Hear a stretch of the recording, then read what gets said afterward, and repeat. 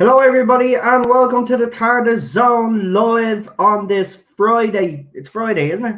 Yeah, it's a Friday evening. So we're at the start of the weekend. Welcome. I was going to try something, but now that we actually have people waiting in the background, we'll just do a panel. Yeah, so people are probably wondering what the topic of discussion is going to be. Well, there's going to be multiple topics discussed, but one of the main topics I do want to talk about is the fact that the diversity director of the BBC has said they're not going to hit their targets. And the question I have is why, when we have seen, especially in Doctor Who, there has been definitely a push in that direction. So I don't know how they've missed their targets, which is, which has turned the BBC into the propaganda machine that it is today because of the Strategy and Inclusion Act. So, the fact that they haven't reached their targets is beyond belief. So I will get everybody's reaction on the panel, and I'll get them on now. And if any of you guys also in the chat would like us to bring up anything in particular, let us know here, and we will discuss it on the panel. And if any of you guys that are about to join me that are on the panel would like to highlight an issue or highlight something that they feel needs to be brought up, please do so. I just want to give a special shout out to Eddie Ascaro, who had me on his channel yesterday. He had a very interesting topic of conversation, and if you haven't watched it, you should actually go and watch it. He speaks at the very start, and then he brings on a few guests. Of course, yours truly was on, and poor Eddie didn't get a word in edgeways. I have to stop that. But Eddie said, listen, don't worry about me, because I was a bit worried because he couldn't bring on any other guests, and I felt a bit bad. He says, no, don't worry about it. That's why I bring you on, because I know you have very strong opinions. So I want to thank him for that and say sorry to all the other guests that did want to come on. It was my fault, so I do apologize. But if you haven't checked out the stream, please do. Me and Lee will have our Lower Decks review. Maybe tomorrow. I might have to do a pre-record on that one, to be quite honest. But I have put up my reaction to it. If you haven't watched it, please check it out later on. Right, let's get with the program. Let's bring on our guest. He's been waiting from the very start, so I'll bring him on first. He's Davros, but he's no ordinary Davros. He's all the way from Scotland. We've got ourselves Scottish Davros. Hello, how are you? I'm not too bad, pal, and you? I'm not too bad. That's good. That's nice to hear. And let's bring on his sidekick, or Daniel's horse sidekick. We don't know how it works, but let's bring on the sidekick, and it's Charlotte. Hello, neither do we, mate, do we really at this point? No. He's our duo now at this stage. Yeah. A double team there. Yeah, you will have to start doing streams together, and all be great. It'll be great. And next we've got another lady on the panel. She's fierce, she's strong, she's the wolf in the storm.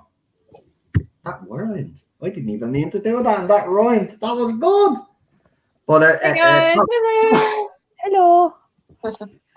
How are you? I'm all right. I had planned to do a video myself this week, but I've been too busy because kids start school in a few days, so I just had a lot of stuff that I had to do. Yeah. Been busy. Well, welcome aboard. Nice to have you. And our last guest, he could be our last guest, but anybody that's just joined us, I have put the link twice now in the chat there. If you want to be on the panel tonight, this is your opportunity. You can come on. Even if you're a fan of this era of Doctor Who, and if there's anything you would like to discuss, once it's kept to within the topic of conversation, and there's no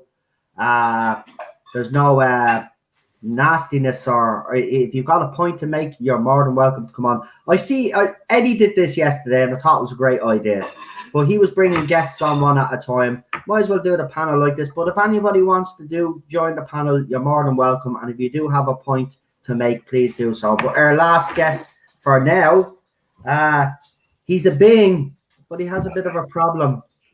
It's problem big. Good evening. Hey, hi. Hello. How are you? Yeah, I'm good, thanks. How are you? Yeah. You want to be getting up out of bed sooner, you lazy dicker? Oh no, I've been doing all nighters, and I know you have. I know. I think I fell asleep around about Here's the midday. thing, all these threads that you're involved in, eventually I do get either tagged in one or my name gets brought into it, and then I see the whole thing and I'll be saying to myself, oh, Lee's got himself into a bit of a conversation here. But I had a joyous one with an anti-Semite the other night. So. Someone last night Saw that. Someone last night said something despicable. Again, it just highlights. Now, obviously, I'm not saying this was someone from the Doctor Who fandom, but I did see someone that that basically used a racist slur towards Lee last night. Disgusting individual on Twitter. All because, listen, do you know what I hate? These people that talk about certain topics, and they mightn't be a member of that community, or they mightn't be, a member of that religion or whatever it is. And they go and talk about, they think they know better than the actual people that are actually bloody, that actually follow that religion or that skin color. Do you know what I mean? Keep your mouth shut. You have no right to talk about something you haven't got a clue about. Right? Simple as that. Lee tried to educate someone last night, and then that person decided to go and basically, be a little Nazi and say, and that's exactly what they were, a little Nazi, and then went and slagged Lee off. I'm sick of this behavior. I put up a tweet today and it's cosplaying murder over the numbering system. All I said was this, right? All I said was, if the BBC support Chris Chibnall, well then why haven't they changed the numbering system? Right? Simple thing. That's all I said. And it's had to cause an uproar in the fandom today because people are saying, I haven't got a clue what I'm talking about. The Morbius Doctors, whether you like it or not, Chris Chibnall made them canon. So where do they fit in? Roots Doctor. He says this Doctor is part of the same universe. Where does she fit in? Then they start bringing up the War. But does the War Doctor, the Meta Crisis Doctor, they didn't get a number. Yeah, they didn't get a number because they're not the Doctor. The War Doctor was the War Doctor, right? He didn't call himself the Doctor, and he forgot. And then he regenerated into the Doctor then he became officially the Doctor. So that was explained. Yeah, and also you just watched that on the screen. That's explained. It's as simple as pie. So where do as Brady's Doctors fit in? Where does all the other Doctors fit in? Forget about the Timeless Child. The Timeless Child's nothing got to do with this. I'm talking about William Hartnell was the first one to call himself the Doctor on screen. Yeah, but according to Chris Chibnall, there might have been Doctors before that. So if that's the case, well then one of them was the Doctor before William Hartnell was the Doctor, which would make them the fourth Doctor. So that was my point that I was trying to make. But again, the Jodie Whittaker fans, no matter what I put up, they have a problem with it, right? I don't give a shit anymore, right? If you don't like my opinions, like what I've always been saying, block me or mute me. Simple as that, right? Because every single post I put up, even if it's non-related, right? I put up a post about an abortion because I seen something that I didn't like. Now, for anybody that doesn't know me, I do live in a predominantly Catholic country. So for a very long time in Ireland, abortion was illegal. Did I agree with it? Not necessarily. As I have stated several times on this channel, in the case of medical conditions, rape, incest, the life of the mother being in danger or the life of the child being in danger, they're the only times that an abortion should count. If you're a lazy twat and you go out and you have unprotected sex and because a baby is inconvenient for you because after you get pregnant, well then you're a murderer. As simple as that. You're a murderer and a selfish bloody twat. Stop having unprotected sex, right? It's 2020. There are plenty of medical solutions out there that are 100% and reversible. We know this. So there is no excuse. Abortion is not a form of of contraception, right? It's as simple as that. All right, it should be only used in extreme cases, as I've said. Now, someone, and I won't mention their name, someone that we've had a bit of tiff with, took issue with that tweet, right, and tried to imply that it upset them. stop with your fake outrage as well, you little twat. Right? At the end of the day, you know exactly what I said because I made it clear what I said. I didn't say anything about people that have disabilities get aborted either. Right? That's up to the parents themselves. Me personally, I wouldn't. I'd love the child no matter what. Right? That's me. All right? But I've made me position clear. And the fact that there's some people out there with that fake outrage trying to say that I have a problem, because that's exactly what this person's trying to do. Right? Because they're in a certain situation and they're trying to make it out that I'm saying that. I never said that in any way. And as I said, you want to, and if you want to take issue with me, don't be taking issue with me on Twitter and writing all over Twitter. If you want to take issue with me, you come to me and talk to me privately. Yeah? This is the problem with these people. Won't come to me and talk to me, but will shit about me all over Facebook, all over YouTube, and all over Yoke, and you haven't got the balls to come to me. So don't be talking about me, and don't be talking about stuff that I'm talking about if you're not willing to actually watch the whole thing or read exactly what I said. I'm sick of this, everything that I write being misinterpreted or someone taking it up the wrong way. Grow up, right? Simple as that. Grow up. All right, not everything I say is out there to hurt people, right? They're my opinions, right? If you don't like them, fine. Just piss off. Simple as that. Block, mute, whatever. Done. Right, let's talk about, because I could go on, but no, Charlotte wanted to say something before I cut across her. So we let Charlotte say what she has to say, and then we will get into this the inclusion crap deadline that they haven't met or whatever their goals. Go ahead, Charlotte. Oh, I was just going to say, with the War Doctor was an exception and it worked because there was a gap. There was a massive gap between the Eighth Doctor did his one appearance with the movie, and then we didn't see him till Night of the Doctor. And then even then, we didn't really see the point from him turning from Eighth Doctor to Eccleston. So there was basically a massive gap that we had not seen.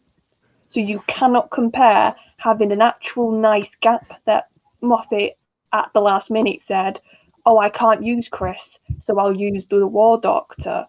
And he precisely didn't give him a number because he probably knew that would throw everything up in the air. So he gave him a name like War Doctor instead.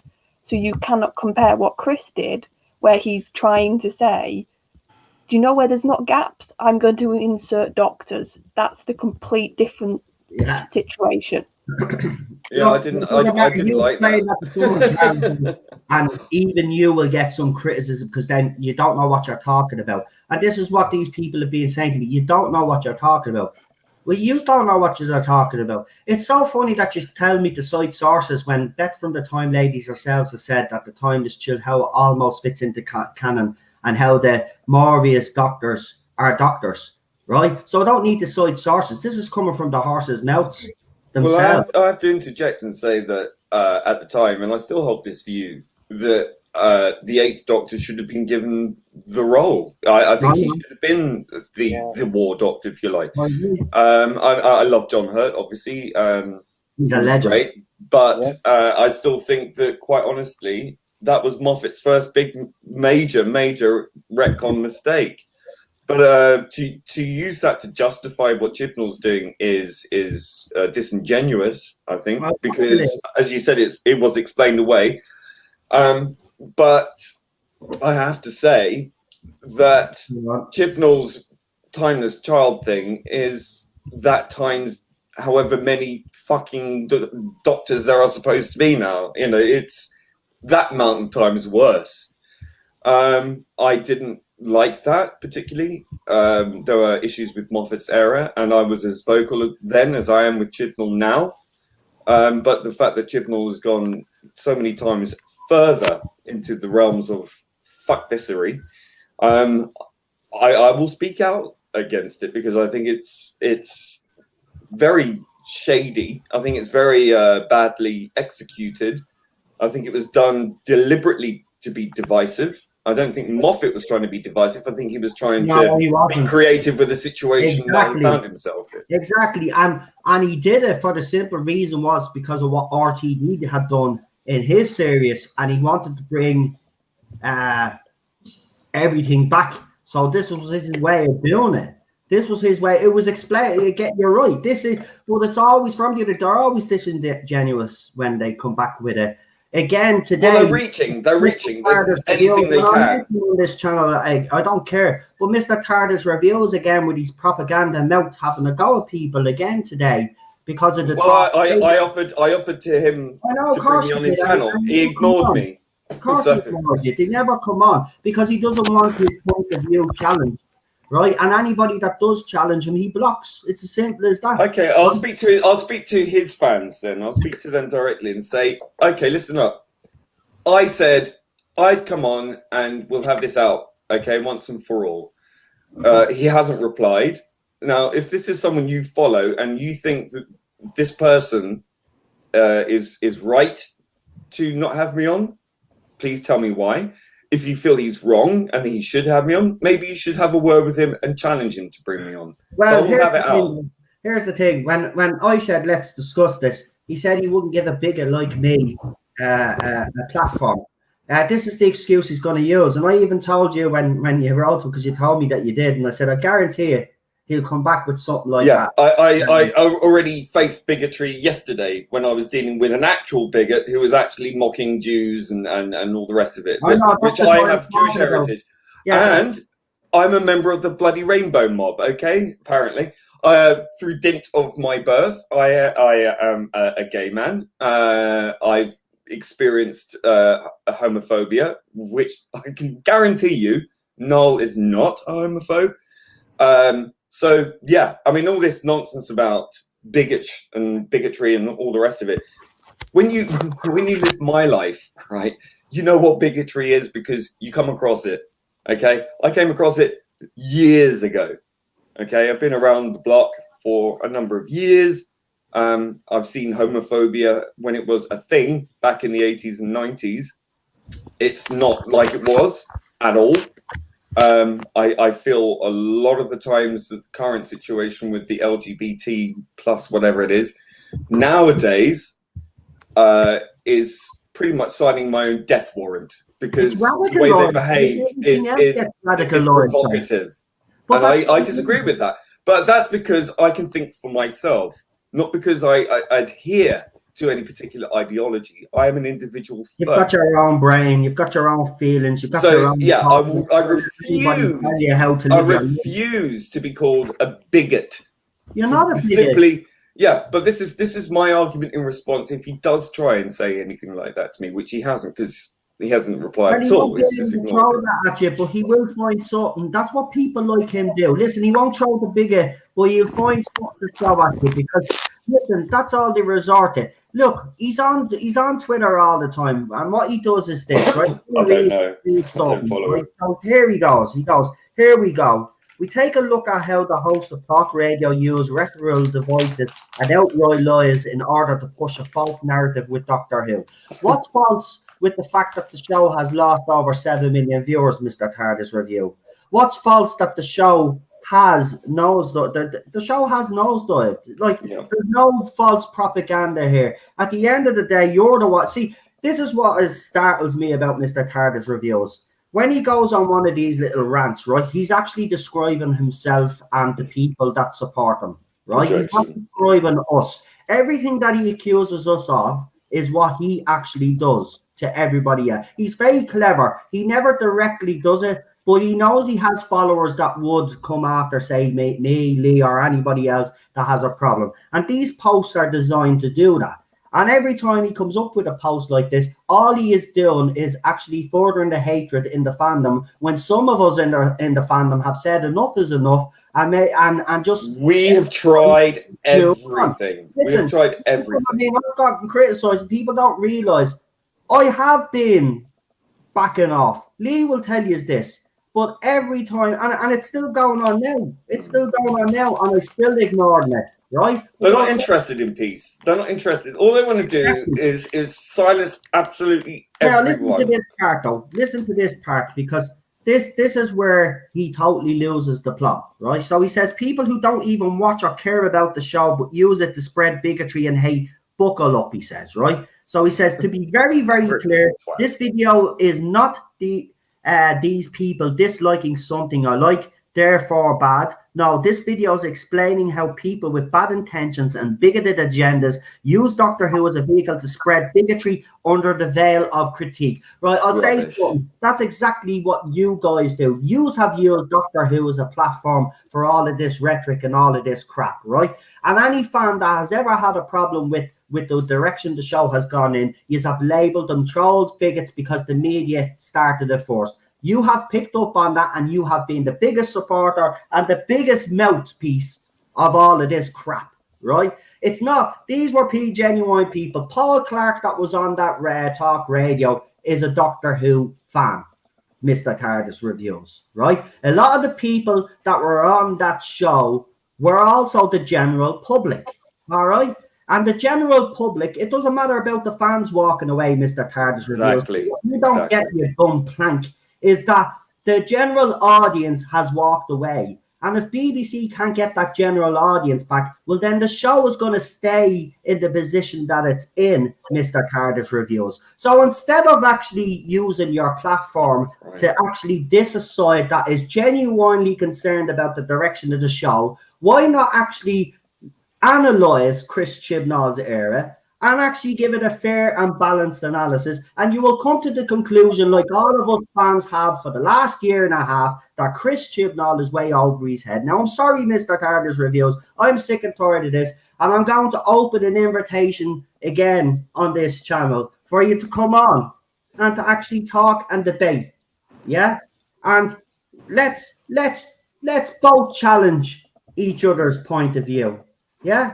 I don't care if you like me or not. I don't like you, right? That's the bottom line. I can tell you that. I actually don't like you, right? I think you're a hateful person. I think you're very manipulative. You're a manipulative person. You know exactly what you're doing when you post these things, because you know your supporters. Because if you look at your thread and you look at the people that actually retweet his tweets, guys, you will see that some of them have had interactions with me, Lee, probably Neurotic, Ballstreck, and others, right? He knows exactly what he's doing. Now, the whole thread is there. What I will do is I'll put it up on Twitter later on.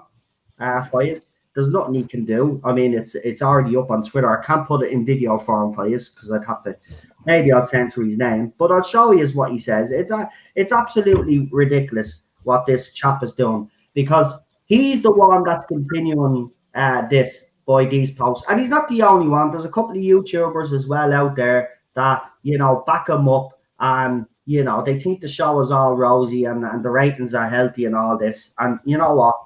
They're just, I just can't stand them. I just can't stand them because of these lies. He just lying about this side of the fandom. Every person that uses the Not My Doctor, and I want to explain this. Yes, we all use the Not My Doctor hashtag at one time, and I'll tell you why. It was the hashtag that was the most popular and was the one that trended.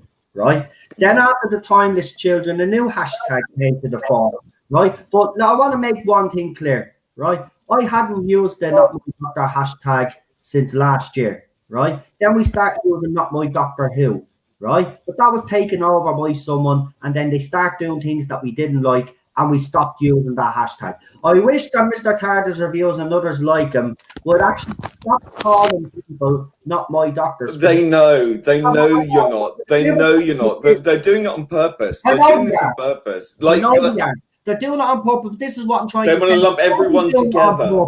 Because then what you're going around doing then is you're trying to get a reaction out of people. And then what happens is you're screenshot people's tweets and then you're saying, look at them, they're the nasty ones. No, yous are the ones that are provoking it, and you need to actually bloody stop, right? So grow up, Mr. Tardis reviews. Seriously, grow up, right? And accept the fact, right, that not all people are like you and like shite. Right? You might like rubbish, right? You might like mediocre entertainment, right?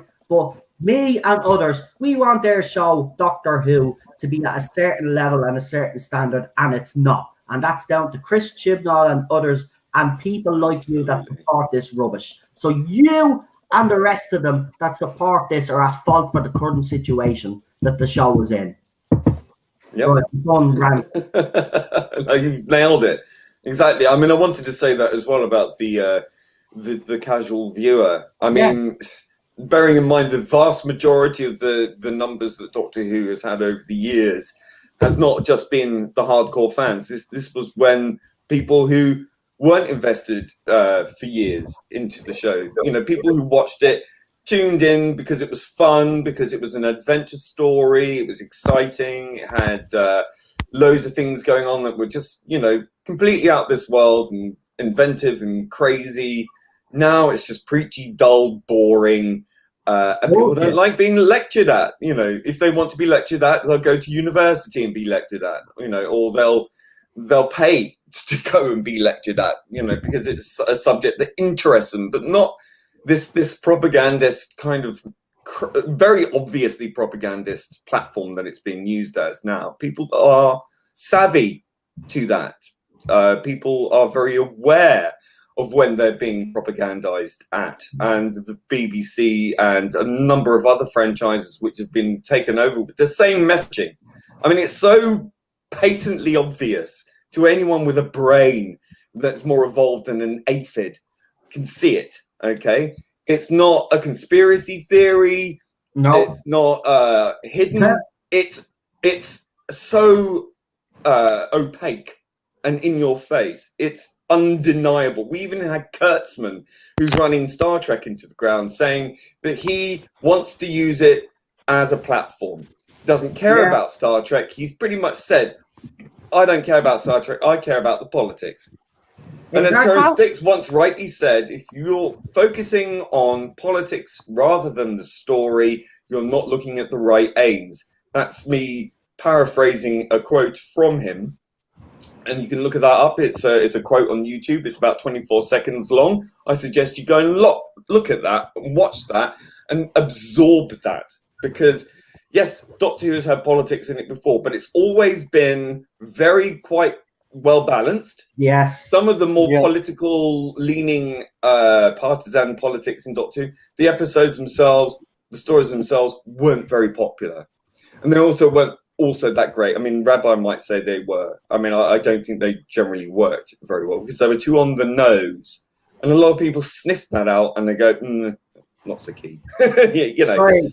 Here, we just let's Charlotte and everybody else. If you want to touch on that, because I want to read this article as well and move the topic on. So I'll let you have user say, because sorry about that, I went on a bit of a rant. So we'll start with Charlotte because I know Charlotte wanted to add something, then Wolfenstorm, and then Daniel, if you want to add your 2 cents to this particular topic, and then we'll move on to this June person who's in charge. By the way, June, just to let you know, June worked with Jesse Ventura on conspiracy theory. So that's who they've gotten to head up the diversity and inclusion.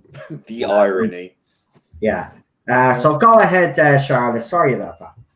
Just saying, how can it be hidden when we've got in Star Wars Kathleen Kennedy saying the Force is female? How can it be hidden when we've got Alex Kurtzman saying, I'm not here to promote Star Trek, I'm here to promote, and he had his political groups? How can it be hidden when in the first trailer for Jodie's, they did her breaking the glass ceiling and saying it's about time? That is what people don't like. They're not hiding this anymore. They're being blatant. And then when we say you're being too in our face, suddenly we're bigots. Suddenly we're sexist. That's not how it works. Yeah, because they are against No, but that's the thing. They are literally telling us their politics. They are literally boasting about the fact that this is about politics. Yeah. And then when we bring it up, suddenly with this, with that, we're seeing ghosts. It's the arrogance that they have that they're on the right side of history. Well, they think they're on the right side of history. Just fuck off. But I don't claim to be on the right side of history either. The thing is, no, but I don't. The thing is, all I just want is to go back to a time where entertainment was to entertain us. You know, I don't look at, as I said, and I said this last night, you can have whatever agenda you want in a TV show. But the problem is it has to work within the confines of the show, and the message can't be front and center. What they're doing is they're using interest groups. They're using minority groups as a shield to criticism, and that is divisive. It's tokenistic. It's black exploitation, gay exploitation, all the rest of it. what they're doing is they're using minority groups and interest groups to hide inverted commas, their political messaging. So what they do is, if you, let's say, use LGBT or women or whatever, feminism, to justify, well, women are equal. Yes, no one's arguing that, okay? We agree on that. But this isn't about equality anymore. This is about equity. Have you noticed the use of the word equity is now being pushed more than ever above the word equality? Equity is not a balance of power. What it is you will bring other people down so you can bring other people up. That is not equality. That's equity. And what that is a shifting of the balance. So you manipulate people into accepting a specific far extreme dogma in order as a power restructuring. And what that power restructuring is, it's not there to empower people, it's there to admonish other groups and other people. And we are seeing this overtly. Now, I'm someone who believes in equality of opportunity, not equality of outcome, because that is a flat line, unsustainable inequality, equity bias. So what you're doing is you're lowering the bar for everybody. Really, you're not. This is why it's not entertaining. This is why it's not fun. This is why it's not engaging, because you've lowered the bar. You've not raised the bar and given people the opportunity to show what they can really do. All you're doing is pandering and using people, using interest groups, using minorities, using women in order to promote a specific brand of politics. So like extreme sort of forms of feminism, extreme forms of LGBT rights that are not universally agreed upon. They are not the right side of history. You're not psychic, okay? You're not the ones who are going to dictate the future, and everyone better be on board the gravy train. Otherwise, you're an Europhobe. This is not how it works. This is not engaging people in a discussion. This is not a conversation, inverted commas. Okay, this is a dictation. This is tyranny of thought, tyranny over every smaller group that you're using for a political aim. You don't care about these people. These people are not cared about by the BBC. They want to be virtue signaling so they can get awards. They're using you. They're using LGBT people. They're using women. They're using all of these groups in order to put through a particular political skewed partisan point of view. Now, whether or not you're left or on the right, you should absolutely reject this, because it is divisive, it's using people, and it's disingenuous. And they're using this as a shield. They're using people and minority groups and women, who are not a minority, by the way, they're over 51% of the population, to bash us over the head with a particular political agenda. And this is tyranny. And I know that's a harsh thing to say, and I'm probably going to get a lot of backlash from that, but it's tyranny, because if you're saying we can't argue the nuance of this and expose the fact that people are being used in order to push an extreme left-wing bias. Now, I come from the left. You know, I have no shame in saying this. You know, I disagree with that because it promotes equity above equality. And I've always been about equality. But when the narrative changes, and that tiny slight change in that word, equality, equity, that little gauge that switches over to equity, you are debasing the true meaning of equality. Okay, equality of opportunity. There's nothing wrong with that. Everyone should have a right to have equality of an opportunity to do something based on their talents and their abilities, right? To give a hand up to someone because they've got what it takes to do it. Okay, everyone gets the chance to prove their worth. When you use equity, you're saying, even if you can't do this, we're going to give you the job to do it anyway, because hey, that's equity. You know, that's a good thing. No, it's not. It's using people. It's pandering to people, and it's unfair to people who do have the talent, that do have what it takes to succeed and do the right thing and to be the best at the job. It's false. It's a false narrative, and it's patronizing to a great number of people who should know better not to play into this, but they don't, because they feel they can get something out of it. And that's the honest truth. This is about people having revenge, okay? About having revenge against a society they perceive as unfair because they haven't put the work in, or because they feel that their particular group hasn't been given afforded the opportunities. Well, stop thinking of yourself as a group for one thing, and start thinking of yourself as an individual first. And once you start thinking like that, then you can get somewhere, then you can achieve, because you're the one holding yourself back. And you look at the whole world, in the Western world at least, across the board, there are people who are successful, who are gay. There are people who are successful because they're trans. There are people who are successful because they're black. There are people who are successful for a great multitude of different reasons.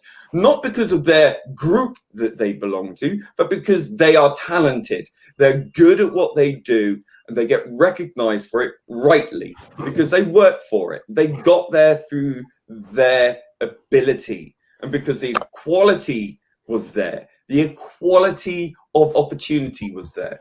Not this equity thing, because that is not helping anyone. And this is what the whole diversity thing is about. It's not about individuals. It's about groups and about lowering the bar. How fucking patronizing that is, actually, to people like me. Like, if I went to apply for a job at the BBC and I got the job purely on the dint of a group that I belong to, no, I want to get the job because of what I can do, because I'm the right person for the job, because I'm qualified. Yeah. Because otherwise every standard across the board slips. And that's what we're seeing. This is why the BBC is slipping, because they are not looking for people who are the right people for the job because of the abilities that they have, but because of the groups that they belong to. This is like eugenics, okay? This is like the science of eugenics. This is where you start casting people. This is a caste system. Equity is a caste system. Look how well that works in India, for example. Okay, they have a caste system, all right? Yeah. Doesn't work. It's highly discriminatory because the individual is who suffers most. Now, groups are not a thing. Individuals are a thing. Yeah. Well, for the storm? Well, okay. First, just a little nudge in there to follow along with what Charlotte was saying. The Metacrisis doctor doesn't have a number because he doesn't need one. Most of the fandom pretty much considers him the 10th Doctor because he is the 10th Doctor, regardless of the fact that he's part human, because Donna doesn't really matter. That out of the way, yeah. I'm a left-leaning person. I'm progressive. I'm all for the social justice, but not like this. This has got to the point where they are sacrificing whole histories of shows and beautifully built characters that have been around for decades on the altar of social justice. This sci-fi shows, especially like Doctor Who, you can do social justice in the right way, but it has to be done right. Like you had said, Noel, if the script is good, if the writing is good and the acting is good, and it can be done within the context, it will work. Yesterday, I just got finished watching the last season of Joe Grant, and two of the best episodes that they did was the Green Death, and was it the planet of the Daleks? In the planet of the Daleks, they were spending the majority of the time just trying to convince the Thals not to outright kill the Daleks without coming up with a good plan. But this group had been so inundated with war for most of their lives. It was literally all they knew. So when everything was all said and done, and when they defeated that group of 10,000 of them, Pertwee says to the Thals, when you go back home and you speak of this victory, don't speak of it in glorifying terms. Don't try to make this war seem like, it's a wonderful thing and all is said and done. Tell them about the people that you've lost. Tell them about how hard that it was and the sacrifices that you had to make. Make sure that you understand that this is real. And if you think about the time period that this episode was done in, this was 1973. And what big thing was happening in 1973? Vietnam. So it's not like the show is unable to incorporate social justice issues into the show. They've done it before. But that's a case of doing it right. Yeah. Not spending the last 15 minutes of your episode literally preaching to the camera, but weaving it subtly into the storyline. Let's be clear. Let's be clear. Justice doesn't need a prefix. Justice is justice. Period. Social justice, as is used today, is a sledgehammer to reason and logic. Okay, because it is totally disingenuous with its aims.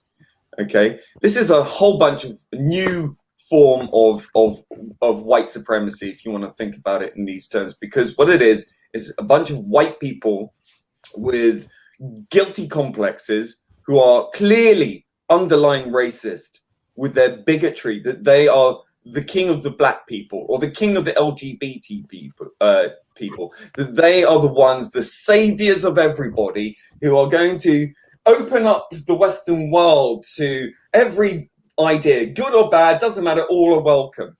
And here we're going to really lower the bar so you little brown people can come up to our sort of level without giving up their jobs, by the way, may I add.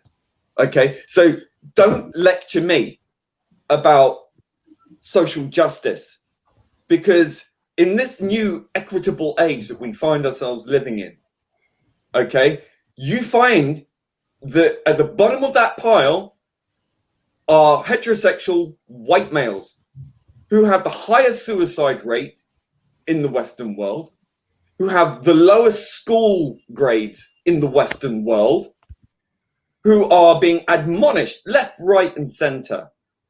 Okay? How is that? How is that right in any given metric? That is not right. That is not social justice. That is not justice in any form at all. Okay? And I don't have a horse in that particular race because I'm not heterosexual. Yeah.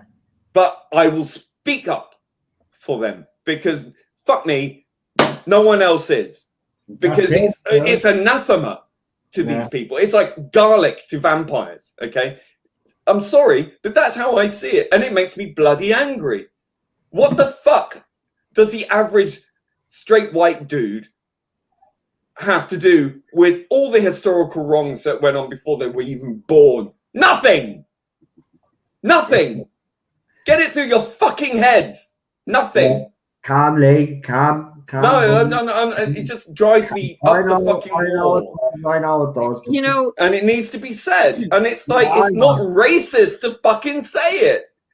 Yeah, but, this is racism. This is current day racism, given legitimacy by saying, racism isn't racism unless it's racism plus power. Who says so? Yeah, I get your frustration. Look, but it's the society right now that we're living in. Yes, people like yourself, there needs to be more people like you out there fighting. But let's be honest, Lee, not a lot of them have your courage. We do already see what happens, people that do try to stand up to this side. They get cancelled or yeah, but then you get called bigots, and it's like, no. It's not how this works. You don't shut people down in an argument, but just say you're a this and you're a that. That is disingenuous. That is using ad hominem attacks that have no basis in reason and logic. Reason and logic have flown out the fucking window here. That's not acceptable. No one should be taking this. This is outright bigotry.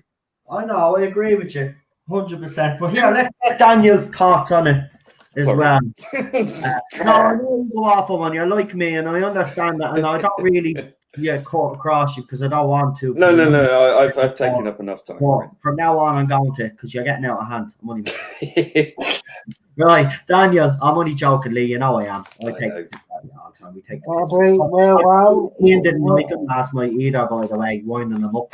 He said, "Why don't you tag me in post?" Because he didn't like it.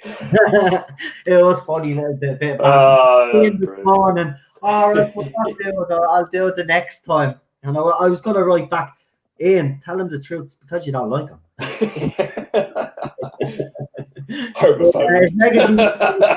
If Mega Geek is out there, we'll see you next week for the video or film vault. If you haven't watched it, actually there was a very good one, Star Wars. Myself, Lee, Mega Geek, and Dan. Yeah, Star Wars, not A New Hope. Star Wars. Star Wars. That's how I see it anyway. Very cool. Very interesting. So go and check it out. But we'll get Daniel's thoughts, and then I do really want to fly through this article so we can actually nail the whole diversity thing on the head, and then we'll ask if any of you guys want to ask the panel any questions or you want us to discuss a topic. Please let us know in the chat now while Daniel is chatting away there. So Daniel, you go ahead, and after you're finished, I'm going to read this article real quick and then just give you a brief thoughts on it, real quickly, and then we'll move on, because I got 47 minutes we've been talking about this. We give it an hour and then we'll move on to the next topic. So go ahead, Daniel. To pick up from last night's stream, Eddie, it was absolutely spot on with what he said. It's a delivery of the politics that's the major concern, and some people have had the rule been put over their eyes by the showrunners, the creatives, and what have you, and in the universities as well, and stuff like the diversity and inclusion programs are seen at organisations at the BBC. They're kind of broken everybody down into percentages. They don't value the people though. They say we'll give you a job just because of your demographic, and people actually want to earn a job that they're physically capable of doing. They don't want to be handed a job based on a demographic characteristic, because that's patronising in a sense, and it's a form of discrimination and fascism. And to be honest, if you know these people at the BBC and other organisations, they're such narcissists, and it's absolutely disgusting. And because of that as well, you get episodes such as Oza, and can you hear me? and the Chernobyl era adopter food is totally disgusting, and like it just mishandles social issues such as depression and issues such as cancer and uh, racism. And to be honest with you, it's people like that who are the actual racists but and I guess they're the ones they're the ones that actually are, but but like time they every time they create something, they're basically just covering up their own um their own bigotry, basically. Yeah, Matthew puts up a good point there. I will bring that comment up now in a minute, but I want to just get this article out of the way. I won't read it all, but as you can see there, it says BBC diversity boss June Sarpong admits corporation is nowhere near hitting its own targets and says it will take longer than we hope to reach them. June not diverse. I know it is because Matthew's just had to putting up something, and I actually seen that there's an actual site that you can actually go on that actually highlights all of these characters and even shows if they have reoccurred on screen as well. I know it's bull. We all know it's bull, but I just want to read this article just to see how stupid it is and how stupid she is, Charlotte. Because to be quite honest with you, this is a blatant lie. They're obviously just decided that they're gonna just triple down. They're just gonna make sure that they get out, and I think they already are. Matthew has put up there on the screen. There was a recent study which showed minority groups are now overrepresented in film plus TV by 20 and 30%. And I did see there is an actual site that you can actually check that tells you how many LGBT plus characters have been in TV shows and movies, and how many have been reoccurring, how many were once off, how many were in supporting roles, how many were in lead role. It takes everything into account.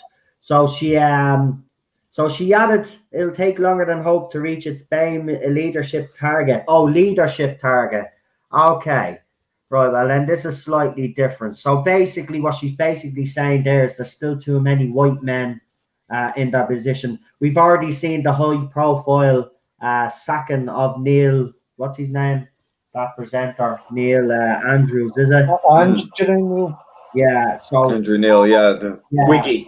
Yeah. They've been making so the leadership thing, right? Okay, so they still haven't. So let me see what she says. The BBC's diversity boss has admitted the corporation is nowhere near hitting its own target and says it will take longer than we hope to reach them. The broadcaster's directive of creative diversity added that examples need to be seen of progression from people from all backgrounds and all walk of life. It follows the BBC investing 100 million of its TV budget into increasing diversity over 3 years, starting from April 2021. But I thought the diversity and inclusion strategy ended in 2020. So now you're telling me now that you're continuing now for another 3 years and you start in 2021. Wow. This is version 2.0, mate. This is version 2.0. And she's a conspiracy theorist, as I said. She worked for Jesse Ventura. She was in Blue Peter as well. And she was a Blue Peter presenter. And I do don't get me wrong, listen, she was brilliant on Blue Peter. I grew up with her. I loved her on Blue Peter. I loved her on Jesse Ventura. But this statement that she's made is absolutely ridiculous. I mean, she was probably handed that job because she was over in America. So, I mean, what did she do to actually justify being that person? This again goes back to what I was saying about equity. It's not about equality, and this is why it's a sponge from the diversity thing here, because it's not mentioned. But what they're actually looking at is not equality, not equality of opportunity. They're talking about equality of outcome, which is equity. Okay, so what they're saying is that what I think they're trying to achieve here is like setting up so it's like a pie chart where it's all equal slices. Right, that is not the demographic of the UK. The UK is predominantly white British, and now that's just a fact. Okay, that's just the way it is. In London, not the case. Okay, in London, it's white people are a minority in London. Right. That's just a fact. Yeah, I don't. Now, if that was replicated across the country. If that was replicated across the country and it was as diverse as it is in London across the country, yes, of course, then you need to look at making sure that if there's a bunch of white people who are in charge of everything and the majority of the country is not like that, then you need to think about that is definitely not representative at all. Yeah, but here's the question I want to ask, right? Well, how did we get into this position in the first place where there isn't more minorities in top-level jobs? Is it, I dare say, lesser opportunities people of different minorities? Or is it just simply that those people from different minorities, like some women out there, because you hear the feminists say that, that there's a gender pay gap, but in reality, all it is that some women are not interested in the high power jobs, just like some men aren't interested in high power jobs. Would it be the same with the minority community? Maybe they just have other interests than film and TV. Well, look, the BBC have clearly implemented this policy. It's not working. Why is it not working? Why are they not publishing the reasons why it's not working? I would like to see that. I think that would be very interesting to see what the reasons are. I mean, if you're actually giving this equitable hand up, which is, again, patronizing as hell, why then is it not working? Surely this utopia that the BBC think that we either are living in or should be living in or whatever, why then has it not worked? Is the impetus there? Do people has it not reached enough people? I don't think that's the case. I think that they've sort of written themselves into a corner with this, because if that's their main focus, again, like Terence Dick said, you're not looking at the right aims. You're denying people opportunity who could do those jobs, who want to do those jobs, and they're being denied a chance to do it because of this policy. And that is self-destructive. And it's no wonder the BBC is falling apart here. There could be a number of factors, but there should be a study done on this. It should be published. It should be open. I mean, the BBC is funded by the public, so I think the public have a right to know where these millions of pounds are being spent in diversity training and all these studies and all these ideas. Where's the published data? Why isn't it working? We've been spending, the BBC have been getting this money from the public, spent on this, and the results are not working. So they've wasted a shit ton of money, and where's the results? There aren't any. Exactly. I want to see where the published details are. I want a study on this, but an impartial study, not one from, an independent one, not BBC. Postmodernist crazy people. Yeah. Just a de facto, cold, clinical look at this. Because to me, it seems that the pool isn't there. I think as well, because the numbers nationwide are the fact that the numbers simply are not there. Maybe interests are not there. I don't know. But I would like to know. Because I think that if you're going to spend all this money, bearing in mind now that 75-year-olds have to now pay a TV license and are paying for this, what they're getting for their money, because it's putting them into poverty. I think they have a right to know.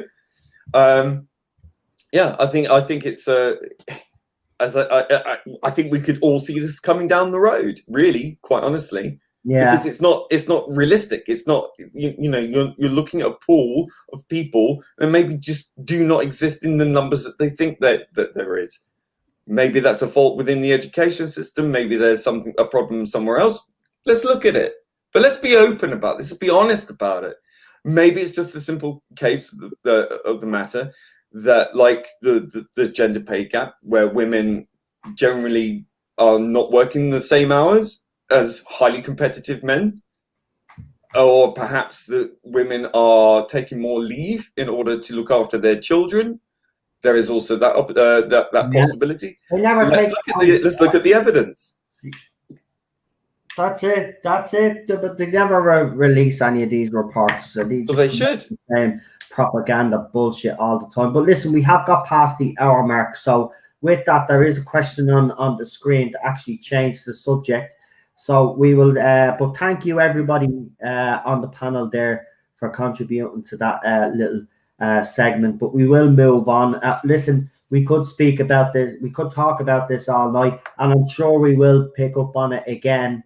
But Ben has asked a question. He says, if the BBC sack Chibnall now and hire Noel Clarke as showrunner, that would fix all their issues and tick a few nice boxes all at the same time.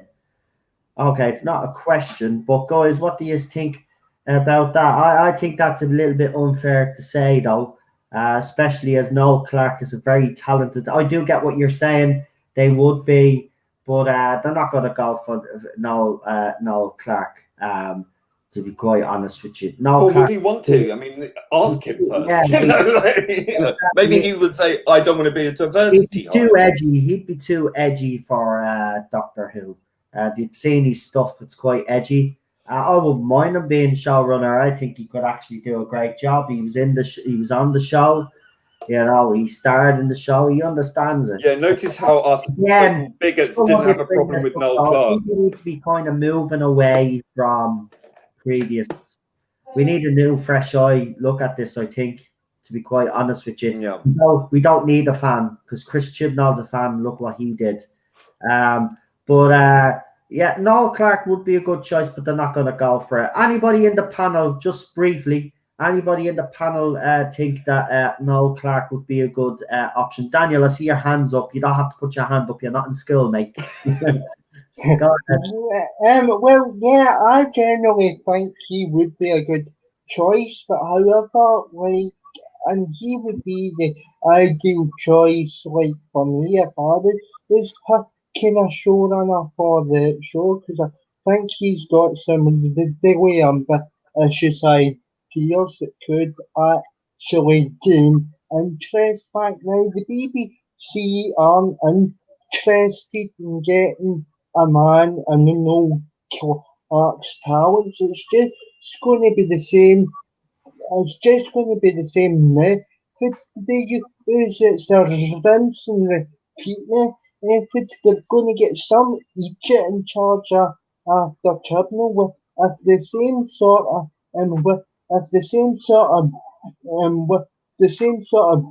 August credentials.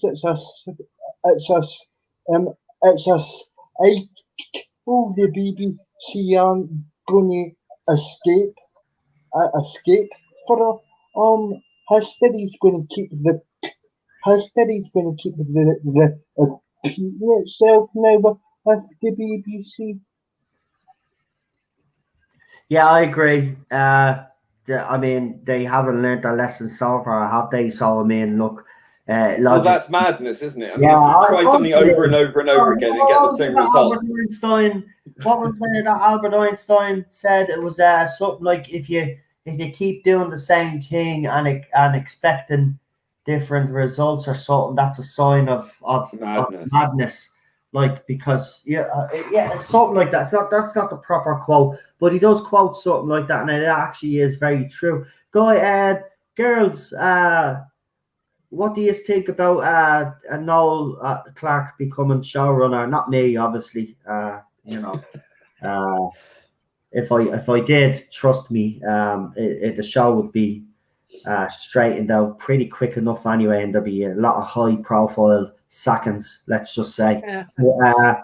Girls, what do you think? We'll start with Wolf in the Storm. Noel Clarke as showrunner. Good choice, bad choice? Do you feel there might be, if they did go with him, there would be a bit of, well, we've ticked another box, or do you think they'd actually hire him on talent? I don't see how they could not hire him on talent. He is an award-winning writer, director, actor. I have a great love for Noel Clarke. I've seen him in things outside of Doctor Who, even though Doctor Who was where I was initially introduced to him at first. I love Mickey and the way that he played that character. So, but I don't think that BBC has it in them to actually hire someone on the basis of talent. I can see them bringing him. I think if they brought him in as a writer or director, it would do the show a world of good, because that is his skill set. He is a great director. He's a great writer. 100% agree. But and I think he would, and because he's been on the show, and he's loved by us all. Let's be honest. And he's been so he's been so invested in that universe and in the ethos of Doctor Who. He understands with clarity what is necessary to make the show successful. So I have no problem him being on the show in that capacity, but I don't think they would stretch themselves out that far to make him like the entire runner of the show. They're too skittish. Yeah. Actually, interesting point by Wolf in the Storm there, Charlotte, when she says, that it would do the world of good bringing Noel Clarke in. I'd actually have to agree with that statement. But adding on to that, what do you think? Have we lost Charlotte? Charlotte. Oh. Right, am I on now? There we go. There we go. Sorry. Mic issue, I think, again, but we got you. Go ahead, Charlotte. I agree with Wolf. I think him as a writer, as a director, would be brilliant for the next era, because I do think he would bring that sort of grittiness, that sort of real nature to it that the show's missing. It's missed for a while since Russell, I think. So he could bring a bit of that Russell feel almost. But I just think they need to honestly, they need to go outside. They can't get another fan. I agree. We need somebody who's almost outside of who's a good TV producer, who can just bring it back to what did the casuals like? What did the normies like? They like adventure. They like fun. Yeah.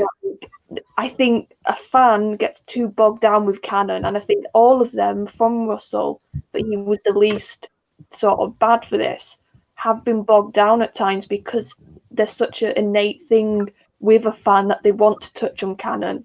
They want to bring back old favourites. They want to use nostalgia. So I do think almost we need a fresh set of eyes that's outside the show to get casuals back.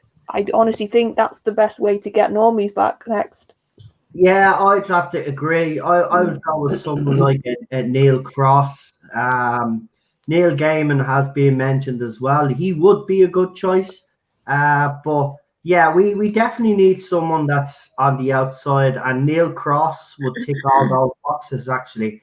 I have heard another name mentioned by Philip Morris. I might as well give the name a mention. It's Anthony. Is it Anthony Horowitz? Yeah. Yeah. Now I haven't seen any of his work, so I cannot comment. But I heard he's a very good writer. Understands that preaching to your audience not the right way to go. I have seen some of his posts on Twitter. He does really seem to have his head screwed on. The unfortunate problem that we have, though, is, right, and it doesn't matter whose name that we put forward, unless BBC actually change their agenda, which looks like it's not going to change for another 3 years, according to June, right? And we don't know how far they're going to go with this diversity and inclusion strategy. It was supposed to end in 2020. Now, whether they've missed their targets there as well, that could also continue. So the problem that Anthony Horowitz would have right? Even if we put his name forward and started the campaign to try get him as shower, or even just to make the point of view that we're not happy. The problem is BBC are not going to give a flying fuck because they're going to continue their campaign. So it doesn't matter if we put a name forward; they're going to go against us anyway. So it wouldn't matter. I put forward Neil Cross, Toby Whithouse. These were names that were mentioned last year. It doesn't matter who we put forward. Stephen Moffat, RTD was mentioned as well. Doesn't matter. BBC have an agenda, and they're not deviating. They've already proven that they're not deviating. I've got a great name because yeah, that's what I was going to ask is next actually. And now I know we've done this before, which is might have new names with that in thinking, right? And that's the way I want you to think in the live chat as well. Try pick someone, yeah, that is outside Doctor Who. Throw their name in the chat. I'll throw it up on the screen there, but I'm also going to ask me panel as well. And we'll start with Daniel first. Daniel, we'll go in order. Daniel, Charlotte, and then we'll go Lee, and then Wolf and Storm, the way it is on the screen. So, Daniel, who would be your choice outside Doctor Who that hasn't written for Doctor Who at all? Right, well, this is going to be a bit too expensive, but if we're talking like if I was picking, if you gave me the keys to the castle in this decision, I would actually like to see Peter Jackson write an episode because he himself has actually said he wouldn't mind actually writing an episode for so Peter Jackson. That's an interesting choice. And Rossi G12, right after you actually mentioned, you were about to mention, and he threw up Peter Jackson as well. So he's in agreement. Yeah, I have seen that little clip with Peter Capaldi, Peter Jackson, and his daughter. It's a cute clip, I have to say. It's very well done. Yeah, he is a good choice. Listen, when Lord of the Rings first came out, shock horror, I hated it. It was only when I got older that I fell in love with those movies. And it's one of the greatest trilogies. People can argue with me on that all they want, but it is, as far as I'm concerned, one of the greatest trilogies ever made. It's up there with Star Wars, to be honest with you. You know, it's another the Star Wars, I have to admit, even though I'm not traditionally a Star Wars fan, it is a great trilogy, but so is Lord of the Rings. Yeah, absolutely fantastic. So Peter Jackson is a good choice, Daniel. We'll move straight on to Charlotte. Actually, I've just thought of this. Did any of you guys watch Merlin on the BBC? Mm-hmm. Yeah. I think the main guy behind that was called Julian Murphy, and I'm thinking that was a similar sort of slot. It was basically that was on when Doctor Who wasn't, so we had a similar slot on a Saturday night. True. It was fantasy based. It was sort of family entertainment. It was sort of cheeky and fun, but could be dark at times. So maybe some of the people behind Merlin, I'd say, have a go at Doctor Who. My dad loved that show, believe it or not, Charlotte. They repeat it now, I think, on the Sci-Fi channel. But yeah, when that was on BBC, that was on in the house. Obviously, you're right, it was a similar time slot to Doctor Who. So when Doctor Who was off air, Merlin was the show that they had basically in its place. Definitely not the guy who did Atlantis. Oh God, no, that was terrible. Now, I have to be honest, I didn't like Merlin myself, but I wasn't a fan. An episode with my dad, and I get where you're coming from. I think, he's a competent writer. So yeah, again, good choice. You're thinking outside the box. Everybody is. I'm loving these choices. Yeah, I throw his hat. I'll throw his hat in. Why not? Lee, be interested to see who you pick now. It's a tough one, you know. I mean, it's showrunners and things like that. It's it's not something we think about outside of terms of big shows like Game of Thrones and Doctor Who and things like that. So I mean, thinking of someone who would be is quite difficult. I would think. I mean, I'm kind of along the lines with Daniel. I think big, in terms of a name. Someone like I think would be good, but probably too expensive would be what's his name? Edgar Wright,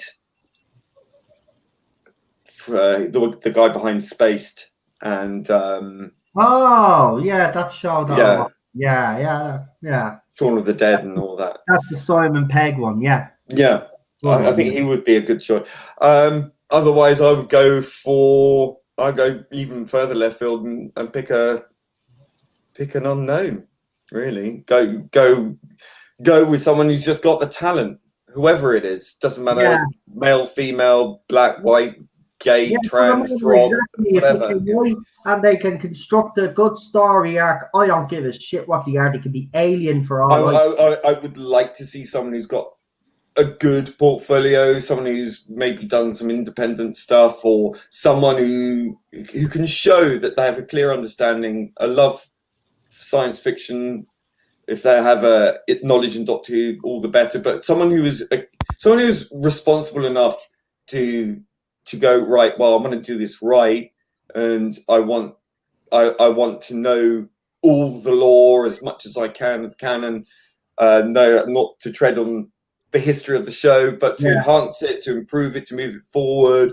Someone who is respectful of it, someone who actually just shows a love for science fiction and a love for canon, and who understands how important it is to do it right. So whoever that is, so I'm quite open to it to be someone we don't know. Exactly. Well, that's a good choice. I'll just throw in my one real quick into the hat, and I'll make it brief. It's Tom Green, who wrote and produced the first couple of seasons of Misfits.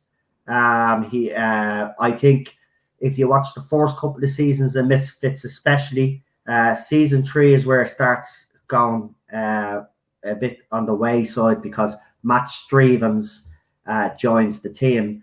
But the first 2 seasons of Misfits, if anybody hasn't seen Misfits, it was a show that was on E4 about a bunch of young adults. They were on community service, and a freak lightning storm happens and they end up with superpowers, and basically a lot of shit starts happening. So Tom Green would be my choice. He's an outside the box choice, but he also has a little bit experience in sci-fi as well. And I have to be honest, the first 2 seasons of Misfits are absolutely fantastic. Even though the story arc, listen, there's an ongoing story arc as well, which we like as Doctor Who fans as well, as well as the separate episodes and the actual situations that they get themselves in. It's actually pretty good, so he'd be my choice. So Wolf and the Storm, we'll go with your choice, and I will put Chris. I did put Chris's choice up because he is our mod as well.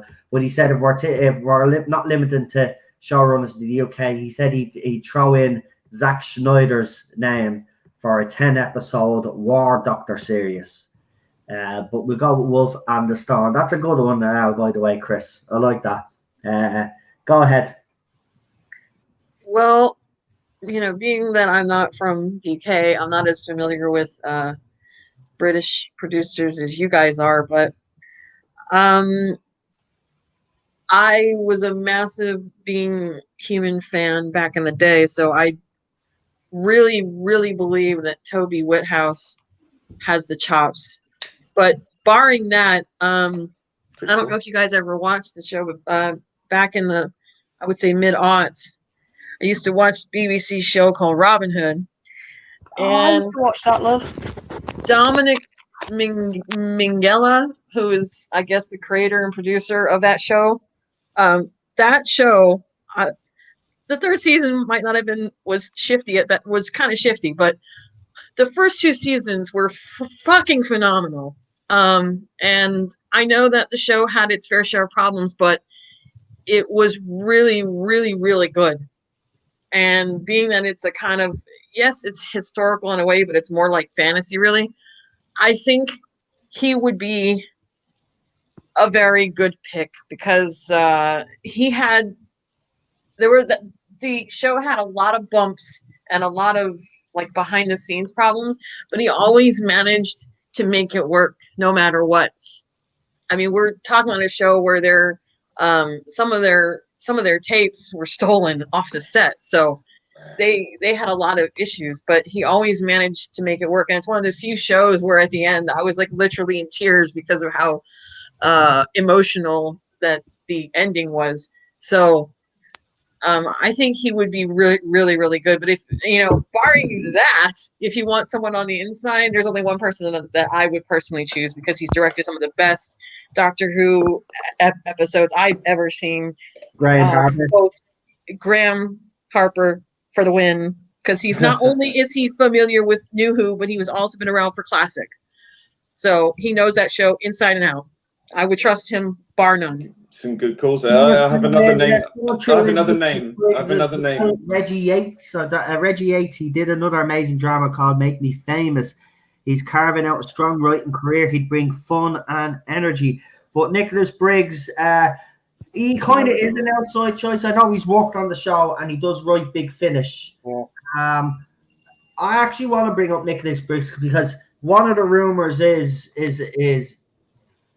that Big Finish Productions themselves, or someone behind them, might take up the mantle of actually writing the actual show. As I said, rumor, speculation, whatever you want to take it. To be honest, I don't think it would happen personally.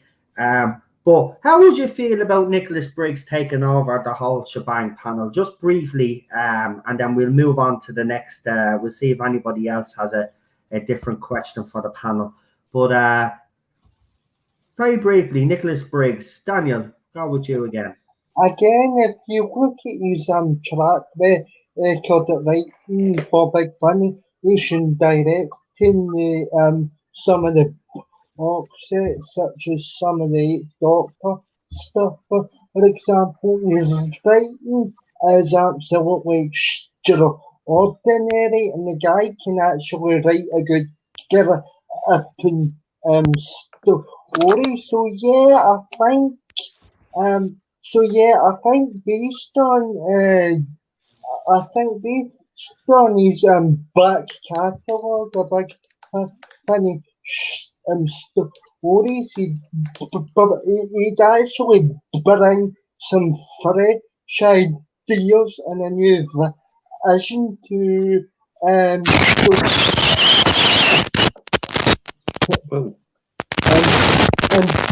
story in regards to the TV show. So yeah, I think he would be an absolute fantastic choice. But I'll turn it over to the rest of the panel. Lovely. We'll go with Charlotte next. Right, we'll bring Charlotte back because I think that noise was Charlotte's mic. So we'll let Charlotte fix our mic and we'll go with Lee quickly.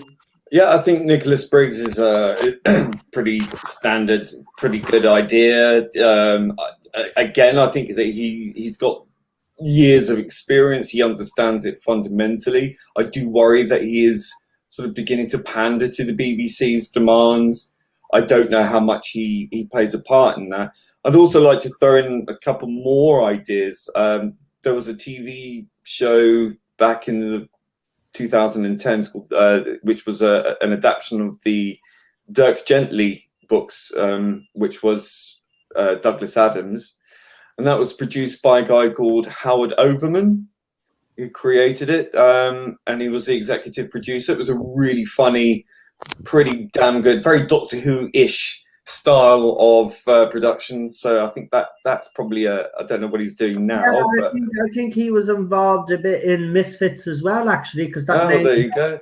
Yeah, so and that's sci-fi as well. Yeah, so I think he has that connection as well. So again, a bit more sci-fi background as well. And there's also, like, if you look at other people from Big Finish as well, there's Jacqueline Rayner, who produced one of my favorite Big Finish stories, The One Doctor. Maybe the writers there as well, like Gary Russell's a producer with Jason Hay Elleridge, looking at the production credits there. But it was written by Gareth Roberts and Clayton Hickman. It was a really interesting story. It's really wacky, had quite a lot of humor in it, very sort of Douglas Adamsy again. So I think someone who's a bit off kilter, someone who's a bit of a maverick would be also quite good. Right, girls. Charlotte, are you back with us? Am I back now? Yes. Yeah, you're back. Okay. Nicholas Briggs. Oh yeah, for sure. I've listened to a lot of the Big Finish Change stories that for years, and he's, he has put all of himself and all his talent into making this stuff, and I have no doubt he'd be great. Well, without him, I mean, the 16-year wilderness would have been a very dull place indeed. Yeah. I would just His worry. stuff is so good that a lot of fans actually do consider those stories to be part of the Canon, yeah. Yeah. So Yeah. for sure. I would just worry if he got in the big position to run the show, he would let some of his politics bleed. Because I think the thing is with Big Finish, they have to make a profit. They don't have the cushiness of a license fee. So Nick has to make sure what he produces is quality that people will buy it. Yeah, and that's beginning to slip. And we know, if you've seen what he's like on social media, he has got certain tendencies. So I'd just be a little bit worried that because he would be in a more cushy position if he was showrunner, he could let that influence him a bit. I think any future showrunner should sign an agreement or a statement to say that, whatever their personal politics is, that they will try to represent everyone and to try and make the show for everyone. Everyone, exactly. Yeah. I think that is something lacking that Right needs here, to be Disaster stated. Area asks a question here, just briefly, very again, because the next question I want to actually throw because it's a very good one. But he says, would they ever use any Big Finish stories for TV? I'd have to say no. Personally, I don't think that would happen. Guys, just briefly, yes or no in the panel. Daniel.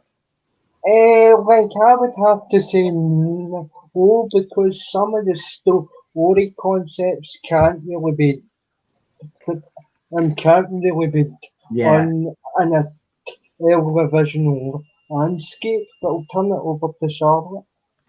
I think the closest we'll get is being inspired, because I know a few of the TV stories have either, without knowing, basically nicked premises from Big Finish, or they've actually credited Big Finish. I think Russell did with some of his stuff. So Yeah, definitely with Dalek. The closest we'll get is probably inspired by Big Finish. Yeah. Because Dalek was like Jubilee, wasn't it? I think he referenced spare parts for the Cybermen 2-parter, some of that. So I think they have sort of been influenced. You can say. Yeah. I mean, Honestly, I would like to see that. I would like to see some Big Finish actually on the screen. I think some of them do lend themselves very well. To be honest with you, we spoke about this on the panel a few weeks back, though. Animation could be the way to go, though. You know, I said 8 Doctor. Come on, give us 8 Doctor. Animation. Yeah. Honestly, I know some of the audios are a little bit difficult to turn into live action, but if they were going to do any of them, I would want them to do as many 8th Doctor ones as they can. Yeah. And the Time War bundle. I want to see the motherfucking Time War. I think the Time War should be a cinematic release. I would love Doctor Who to be big enough again that they can do a Time War movie. That would be fantastic. That would be epic. Right, guys, here's another question for you. They're coming thick and fast. He says, I have a question for the panel. Who would you each have as the Doctor if you were in charge, or someone you just want to see on the show? Well, for me, I think everybody knows my 2 choices for the Doctor would be either Michael Sheen or Richard Ayoade. That hasn't changed. I don't believe the Doctor, I've said this on many occasions, I don't believe the Doctor can be female, but there you go. They went with that, but I'm just going to stick to the male choices, and they're my 2 choices. And who would I like to see, or someone I'd like to see on the show? I wouldn't mind seeing Unit return. I know that seems a little small thing, but after what Chibnall done and the way he treated Unit, I'd love to see Unit make a return back to the show. There you go. That's me done. Daniel, we'll go with you. No, actually, we'll start the other way for a change, Daniel. Give the girls a chance first. So we'll go with Wolf and the Storm first. Well, for me, my 2 choices, I have 2 choices. Richard Armitage first of all. And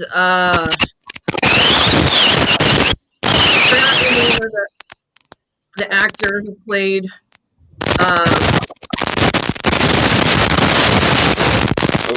Charlotte, you want to go on mute there for a bit?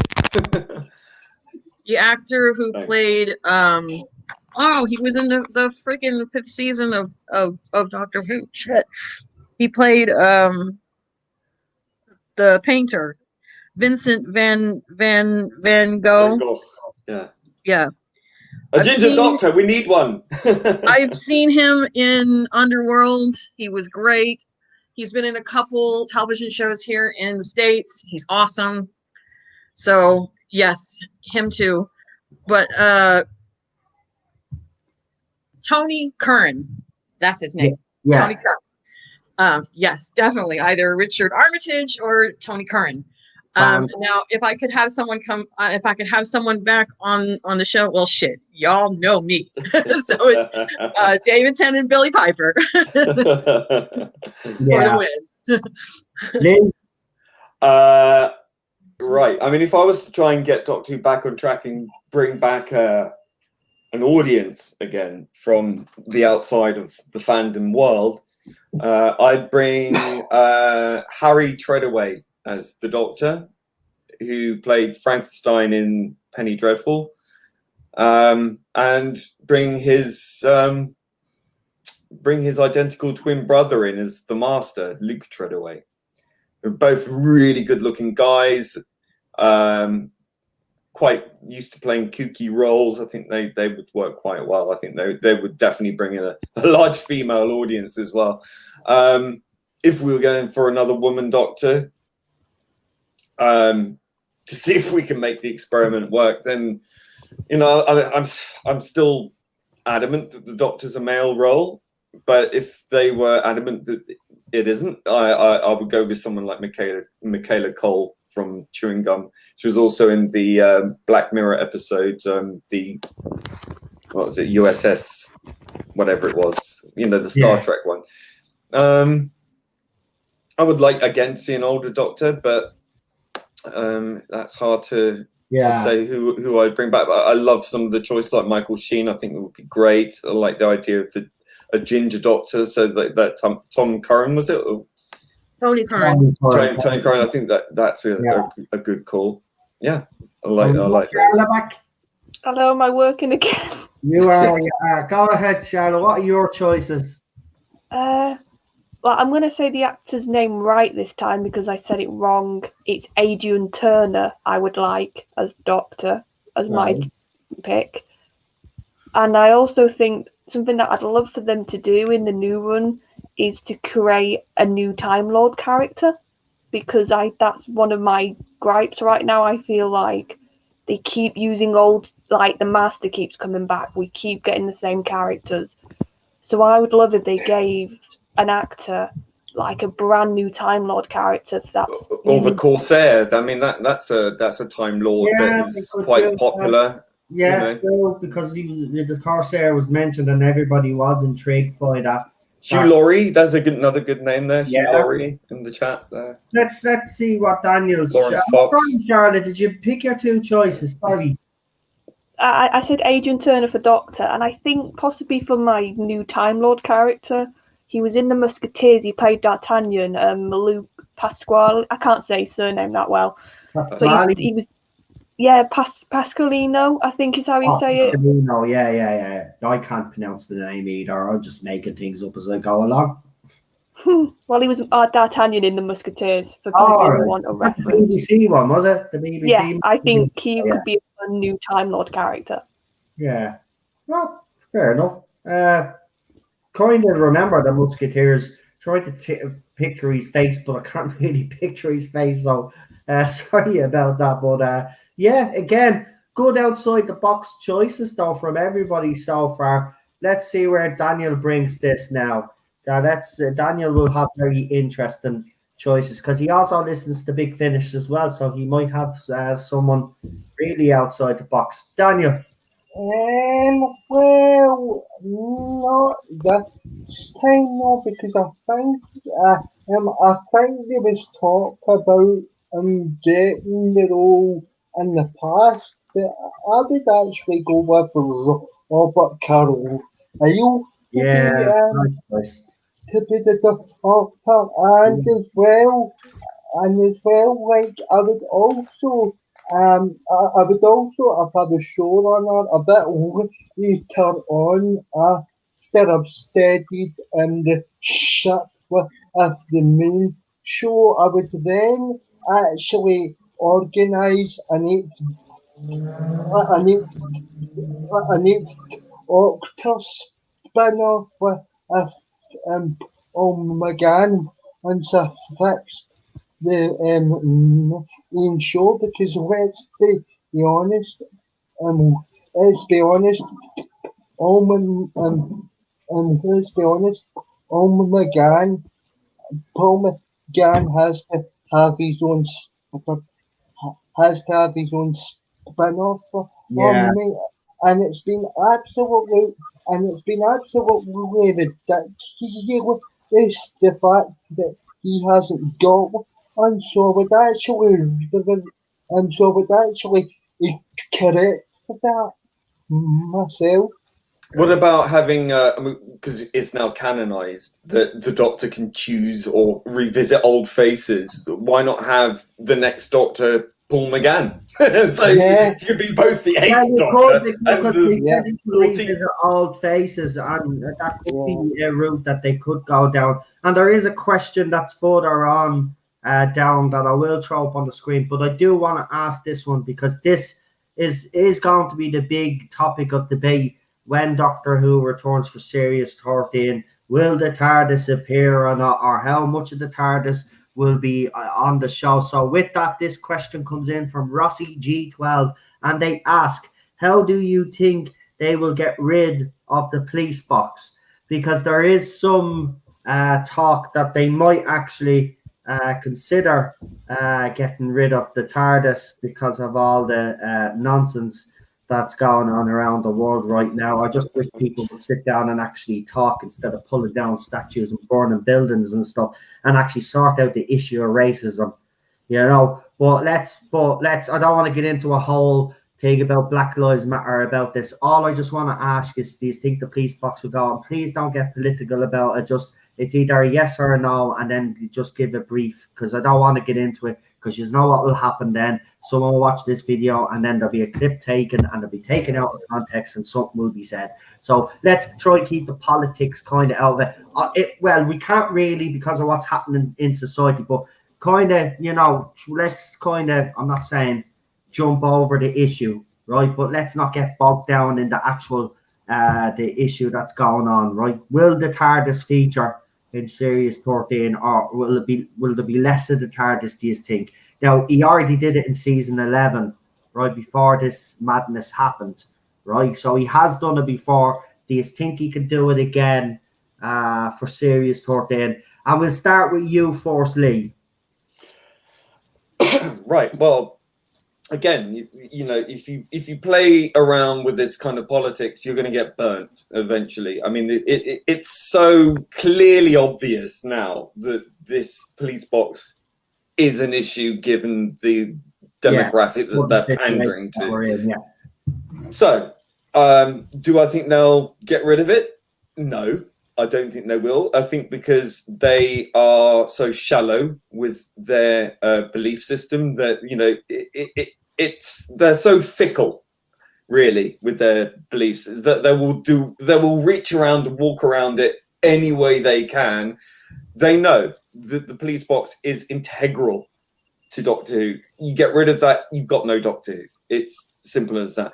So they bound themselves into a tight corner. Yeah. What I think will happen is they're gonna hope this all sort of dies down,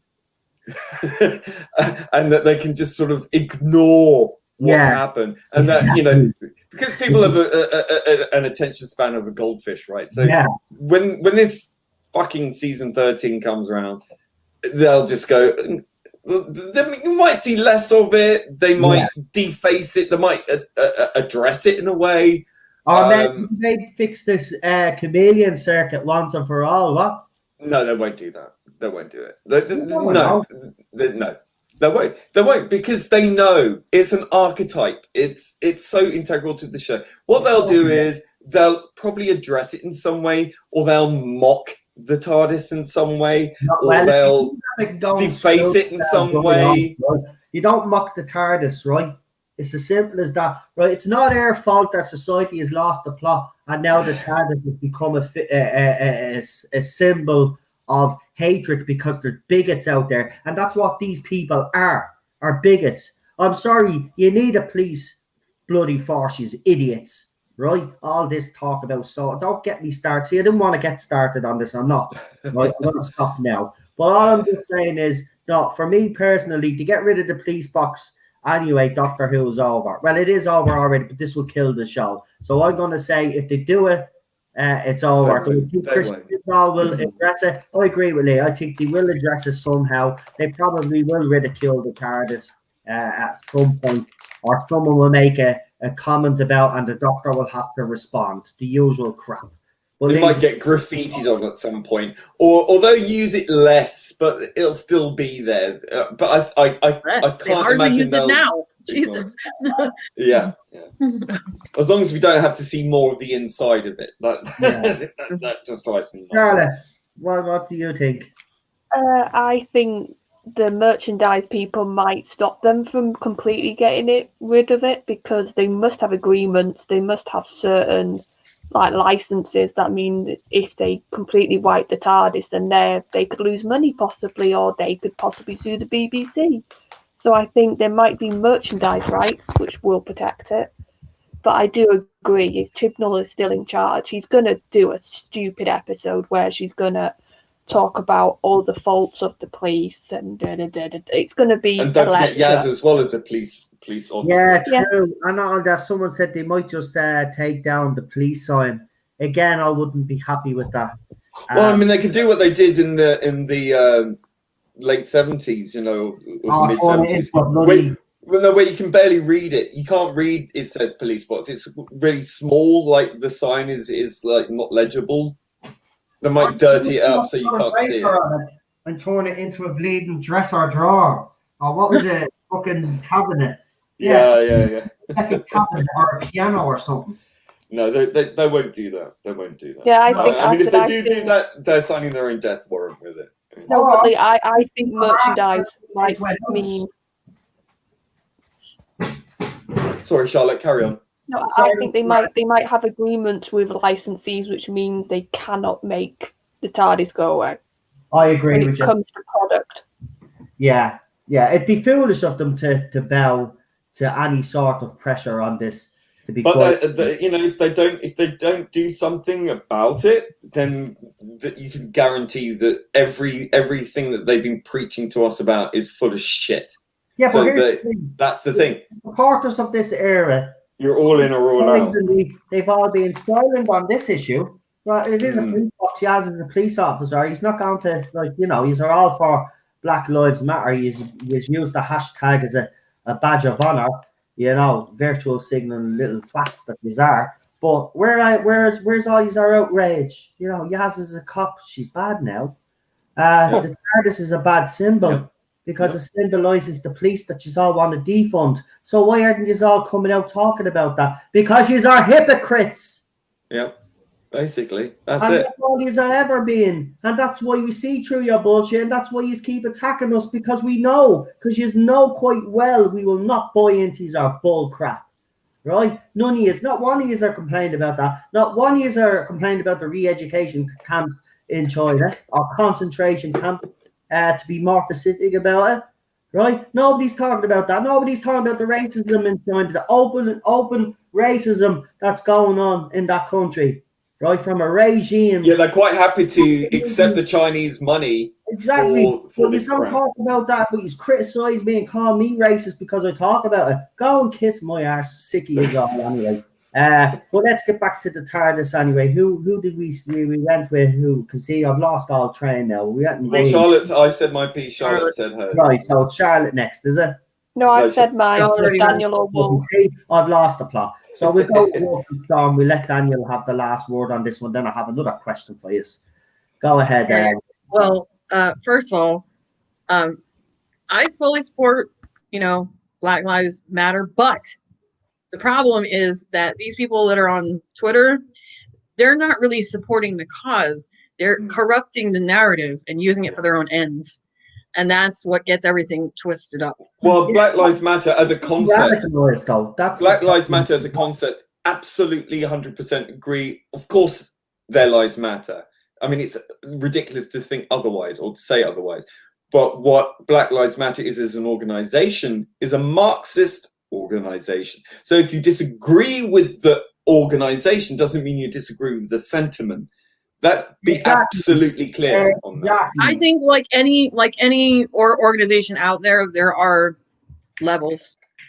There are parts of BLM that aren't The leader of crazy. BLM, And there are parts is a Marxist. No, a and clear there are parts Marxist. that are, but with good intentions. Me Too was the same. They all start off with good intentions, right? right. The same. Just like they get radicalized by the left. This is how I say it's a shield to criticism. This is what I mean by that. This is a prime example of that. If you use minority groups to push a political agenda, you're being used. End of. Now, no one is disagreeing with the sentiment that Black Lives Matter, but this is how bloody crafty they are. They use things like that as an emotional crutch to bash you over the head with emotional blackmail. Because if you seem to disagree with it, then you disagree with the message. It's like, no, we don't disagree with the message. We disagree with the fact that you're using a minority group in order to push a Marxist agenda. Period. It's the same thing with the social justice. Like, I'm all for social justice, but I feel like it's coming at one time. It used to come from a good-natured place and people wanted only the best, and then it got, other people corrupted the message and they started using it for their own ends. Now, as far as a police box, it's possible they could do what they did with Pertwee's box and just scuff it up and try to make it so that you can't see it. But for them to just entirely take it out of the show is ridiculous. Even Chibnall is as dumb as he is and as egotistical as he is to take a sledgehammer to the show that he's already done. I don't think he would go. I cannot imagine him going that far. I think he would. I think he would, for the fact that he proves that he can do it.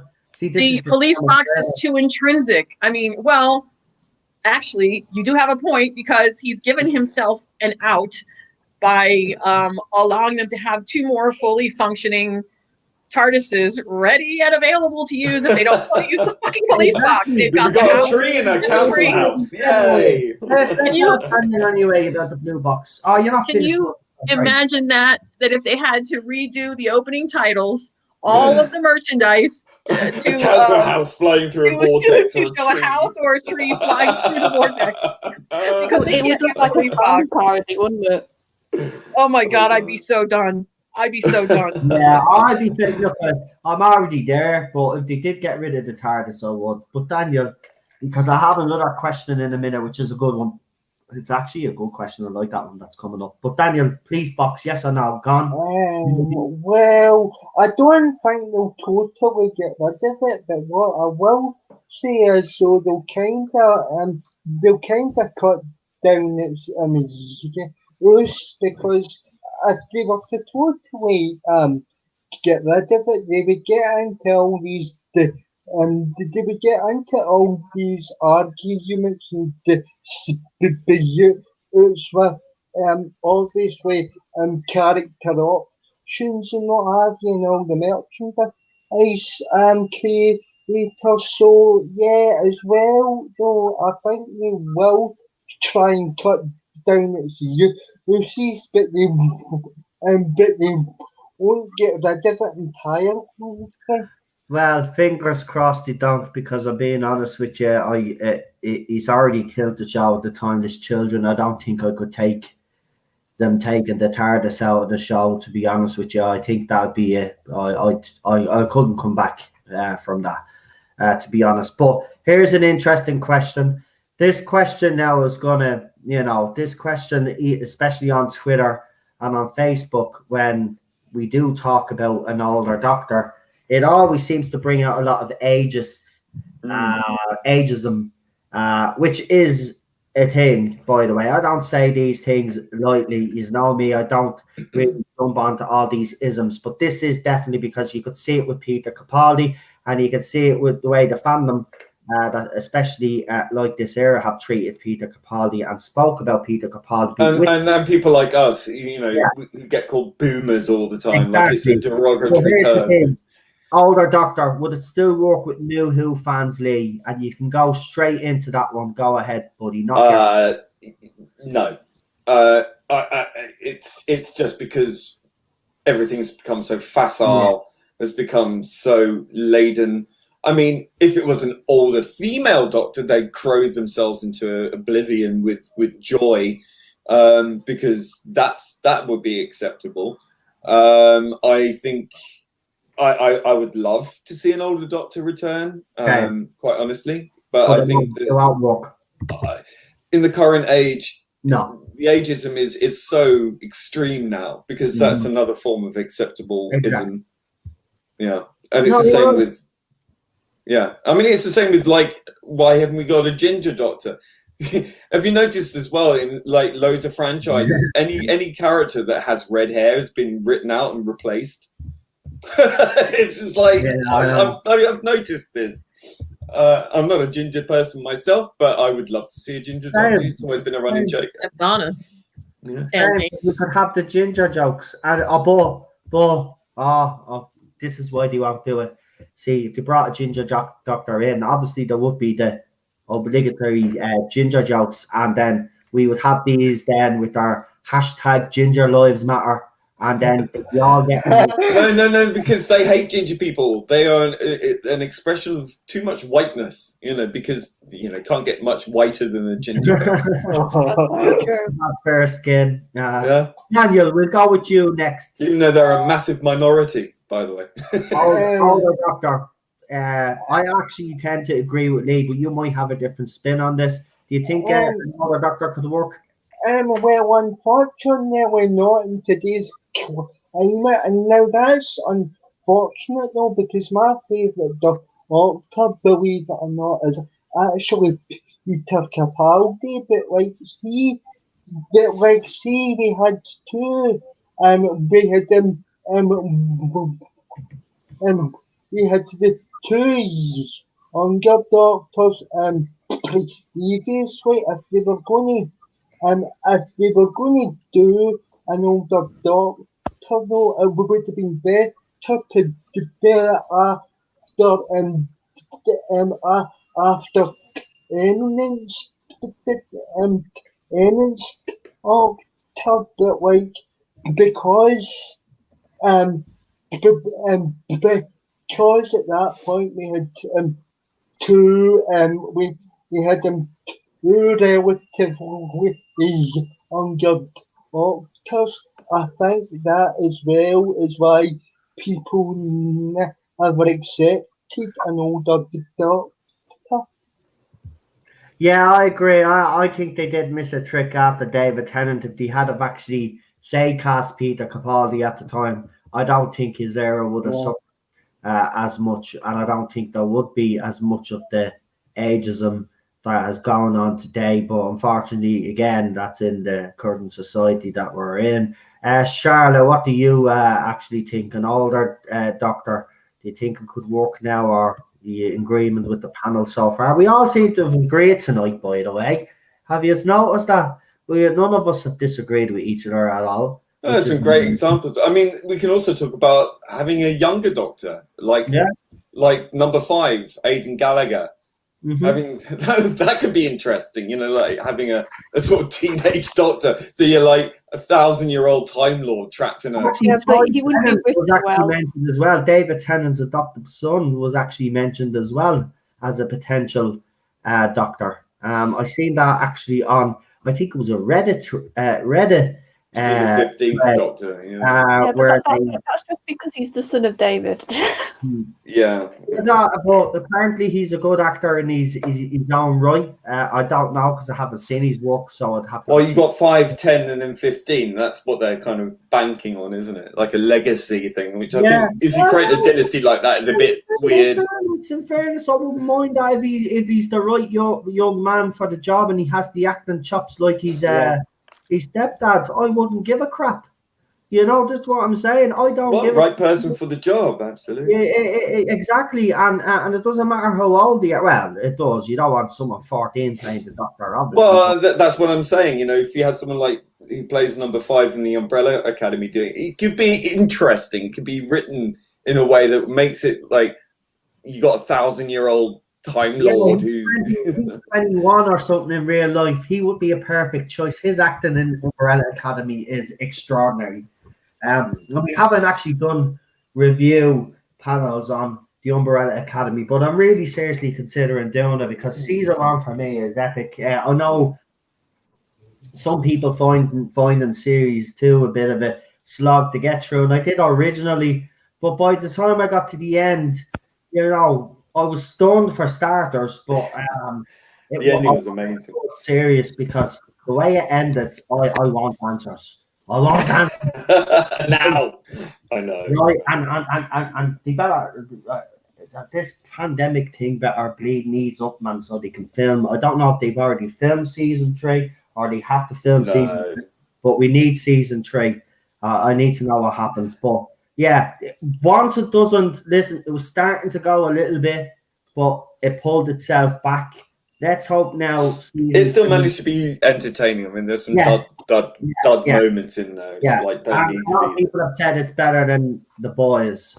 Season 1 of Umbrella Academy is better than season 1 of The Boys. And you know, I can probably agree with consensus there. So that's good as well. But here, so hold on, have we any more questions for the panel? Has everyone answered the last one? I think everybody has, yeah. Wolf didn't. Oh, Wolf in the Storm hasn't. Okay. Wolf in the Storm, an older Doctor. Sorry, I totally forgot. See, this is what happens with me at the my opinion, considering the state of the show right now, probably not. Simply for the fact that I haven't seen a whole lot of season 11 and 12, and I don't want to, but from what I have seen, it seems like a lot of the, not just the main characters, but a lot of the side characters fall within a specific age bracket. And the ones that are older, and I'm not talking like boomer age, I'm talking even like our age group, like Gen X age, are kind of used as cannon fodder and for laughs. Like, they try to give all the respect to Yaz and Ryan, and poor Bradley Walsh. Graham is like he is treated as the butt of the joke because he's older. That's why I think someone like Harry Treadaway, with the way that the fans are these days, I don't think it would. Yeah, I think you have to. It might not necessarily work. Maybe give it another year or two for things to cool off and for the situation at BBC to change, because I've never thought there to be anything wrong with an older Doctor. I just got I'm almost done watching the Pertwee era. He's fucking fantastic. Yeah. He makes me laugh, and he's cheeky, and he's a bit aggressive, but he's great. I mean, I don't understand why anybody wouldn't, so I know that Tennant kind of hit that sweet spot where he was not too old and not too young, but he was right there in the middle. Yeah. And I'll admit, when he said he was leaving and Matt Smith was announced as his replacement, I know a lot of people were like, oh my God, this dude looks like he's still in high school, because he looked really young and no one thought that he could pull it off. That was half my friends at school. Well, my issue for not wanting to deal with him is it had nothing to do with his age. But I would like to think that when Peter Davison came on to the scene way back, that he probably got some flack too for at the time being the youngest one. He did. He did. He was criticised all over the place. They thought he wasn't good enough. They didn't think he was the right caliber of actor. But you know, you have to Did give a great job though.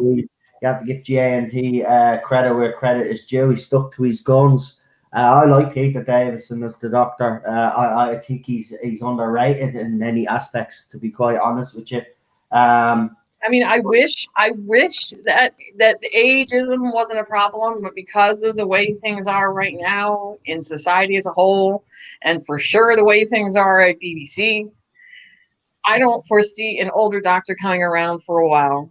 Well, that's why I think that someone like Harry Treadaway would be good. Get behind it, though, you know. Like, I think the fandom would have to show the other side that we're behind this older Doctor. If they did cast an older guy, like we would have to not basically forgive the BBC for what they did, but if they brought in an older Doctor to try and appease us fans, well then we would have to, you know, it's like, you know, they're extending a bit of an olive branch, so you know we'd have to, you know, grasp the opportunity in fairness. If they did cast an older Doctor, for me, if they did cast an older Doctor, it's showing that, well, maybe they are thinking of us a little bit, and we That's would why have they won't do it. get behind. Yeah, exactly. Oh, you're right, Charlotte, because the other side would kick up uproar. Oh, look, they're going back. No, yeah. Go on, No, they anyway. won't do it because in their heads they're like, oh, they're just trying to appease 40-something old blokes. That's Yet the majority of their audience, Yeah, I know. Exactly. The parents who raised the next generation of fans. You know for something? fuck's sake. That is one thing that pisses me off beyond belief, because all they're trying to do now is pander to demographics A and small age demographic. groups, and I wish that they A would. small When demographic. New Who came back out, when New Who came out, I noticed that the way that Russell made his decisions, and I would even go so far as to say that Moffat was kind of in the same vein as well. When they cast who their actors were going to be, they always made sure that it was cast that way for a reason. It wasn't because I want a young guy or I want a tall guy or a non-Scottish guy. There was always something in the story that made the reasoning for the Doctor looking or being the way that he was for a reason. I think the reason why they cast Matt Smith as, you know, being young and being goofy and childlike was because after all of Ten's pain and all of his loss, all he wanted to do was forget. So that was the perfect guys for that. Then after we had 3 years of that, and the Doctor coming to realize that forgetting and putting all those memories and all that pain into that box wasn't helping and it really didn't work, that's how we got Capaldi. Capaldi is like the vision of what the Doctor would be. Think about that speech that he made where he said he could never forget that pain, that he would always held it in his hand till it hurt, so he would never forget it. And he would never allow something like that to ever happen again. That is like his version of the Doctor is like the visceral vision of those words. What Jodie is, I don't know what the fuck that is. Because I only saw Peter as basically he, and even Vestra, I can't say her name that well, hinted towards this. Peter's Doctor is the Doctor no longer hiding behind a mask of a veil of a young man. That is the thing with Peter's Doctor. It's him being vulnerable. It's him being willing to expose that he's this ancient old entity, and he's actually going to show it for once in his face, in that body, instead from being the sort of dashing hero, good-looking, handsome type. So that was what I've always seen Peter. He's the mask coming off.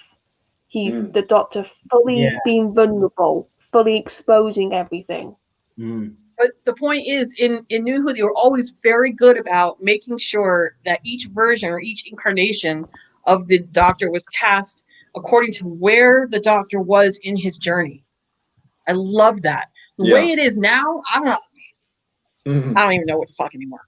Like, I don't know what she is. I know what she isn't. She has not established herself, so I don't know like where she is in her journey because I don't know who she is. Well, it's like it's She pressed a is. big reset button. You know, it doesn't gel with everything that's gone before. It just doesn't fit. It sticks out like a fucking sore You guys thumb. still there? Yeah. Yeah. Yeah, we're Everybody all got still quiet. here. Yep. Really, really quiet. Oh dear, we've lost her. Oh, Oh, not just me now having a problem. Mm. right. Well, it does lead us on to the next question, though. Hopefully, the Wolf and the Storm can get back to us.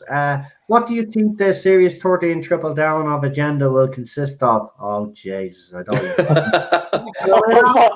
briefly, because we don't want to get bogged down on this whole Series 13 business agenda. I will say that I think that we know full well what's coming. The double triple down will be the conclusion of this arc if he's finishing up this after this season. If not, it's just going to be more of the same.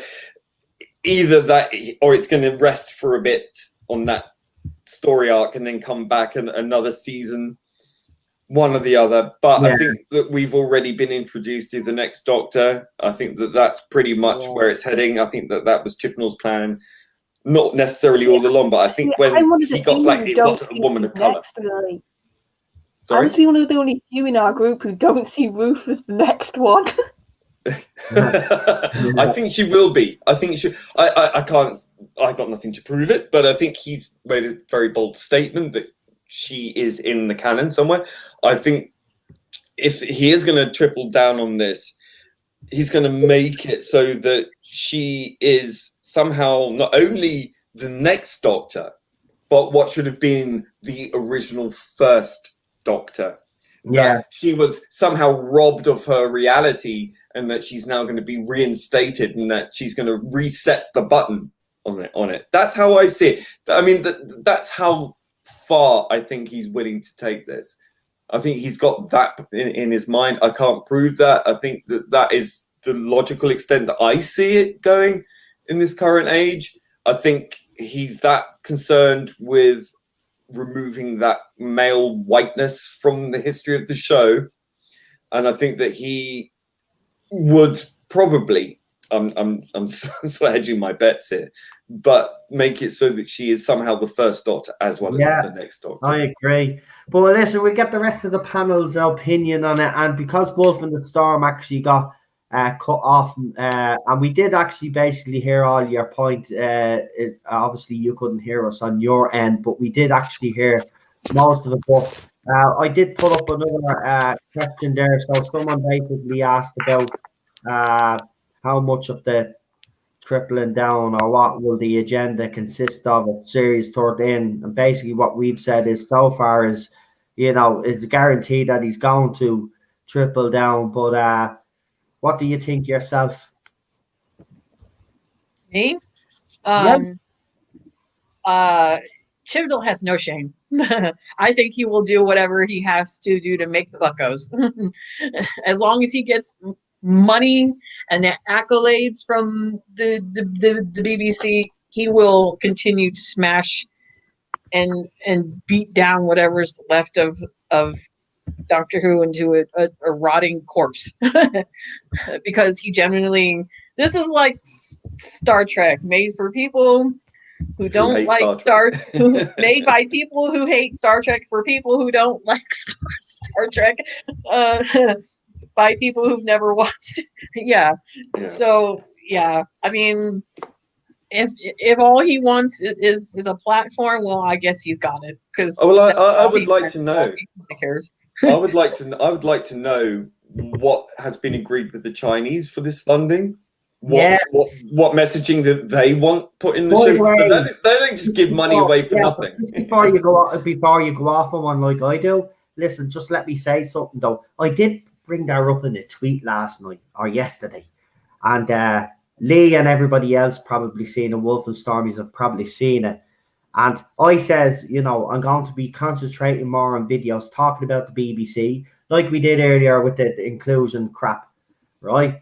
Be highlighting issues like that, the fact that BBC are taking money off a racist regime, that regime that has concentration camps or re-education camps, as they call them, but they're concentration camps. I also said I'd bring up about, the fact that BBC allowed a paedophile or paedophiles, let's just say, run rampant within their organisation for decades. And I mentioned that them putting the TV license up. I was told, right, someone actually retweeted me tweet. No, sorry, someone screenshot me tweet, all right, and put it up and says, "Oh, look, there's no talking conspiracy theories." What conspiracy theories? There was a paedophile, and I'll just mention him, Jimmy Savile, the most famous one that was running rampant in the BBC for decades. A lot of people knew and didn't say anything, and then when something was said, they covered it up. As for the over 75s and the TV license, that's well documented all over the media and by the BBC themselves, because they had to come out and make a statement. And also the last one that you also said was a conspiracy theory about them taking money off a racist regime. That is not a conspiracy theory. That is actually, do you know what the funny thing about it is? BBC have reported on it themselves as well. I actually linked here. Oh, you are idiots. There is no conspiracy theories here. These are all 100% facts. The problem is that you guys will ignore the fact that BBC actually, helped cover up all of this, because right now BBC are pandering to you, and you don't care who they hurt in the past, how many kids suffered in the past, how many people in China are actually suffering because of the regime that's over there. These are despicable people, virtual signaling little idiots. I've no time for yous anymore. But the thing, all this conspiracy theory, you sink so low, yous do. Yous will sink so low, and that's why I have no respect for yous, and I'll never have any respect for yous, because you sink that low. You don't care who you tread over to get you our agenda across or to get your politics across. And you don't care for the fact that people are locked up in a concentration camp. You don't care that kids and dying sick children were molested and abused by Jimmy Savile and others that were running rampant on BBC premises, by the way. Some of this abuse happened on their premises. So, that you turn a blind eye, you have very short memories, and you are an absolute disgrace. And that's why we'll always come out and defend this show, because our politics are disgusting, to be quite honest with you. Yous are disgusting, vile individuals, every single one of you. I'm sorry, I'm going to say it for what it is. Yous are vile, disgusting individuals. Yous don't care about any causes. Yous don't care about the causes that yous all virtual sin. Lee is right. Yous don't care about LGBTQ people. Yous don't care about black people. Yous don't care about women being forwarded. Yous just don't care. But yous like to tell everybody that yous do. But as soon as yous are challenged, what yous do, yous got run like little bitches and block people, right? So, you know what I mean? Again, sick of all of this. But this is the kind of rhetoric, that's been going around this fandom for the last 2.5 years since Whittaker was announced. It's an absolute disgrace. There's fireworks going off now, and the poor dogs in the whole building are going off there. So if anybody actually would like to add on to that before we ask the next question. But they do have short memories, don't they, Lee? About all of this stuff that's happened, the deals that BBC are making, with these corrupt regimes. But they'll come out and they'll attack us for giving out about a TV show, yeah. But when there's real life issues and real situations need to be spoken about, they ignore them for their own agenda. Well, it's the BBC being seen to be doing something. This is an overcorrection. I think what they're doing is, because of all of this, that they've got to be perceived to be doing something morally just and morally right, by this kind of overtaking of the establishment through people like Common Purpose and whatnot. It's surface level stuff. It's not in depth. It's not an ideology that actually believes in any of these things that they claim to. What it is using these groups in order to change power structures, and that's all it is. That's all it's about. They don't care by any means necessary is what I would say is the term that should be applied here. They don't care about individuals or groups or anything. It's basically a big blanket shield to criticism. So by appealing to these groups and by virtue signaling and using all these platitudes to cover up all their vices, what they're doing is that they are building a shield around them so that they can't be criticized. Because if you criticize the BBC, you're criticizing diversity and inclusion, which is not the case. They're only using diversity and inclusion as a shield to criticism. That's all it is. That's all it ever will be. They don't care about you. They don't care about these issues. They're willing to take money from a tyrannical government, which is what it is, because there are no private companies in China, okay? Doesn't happen.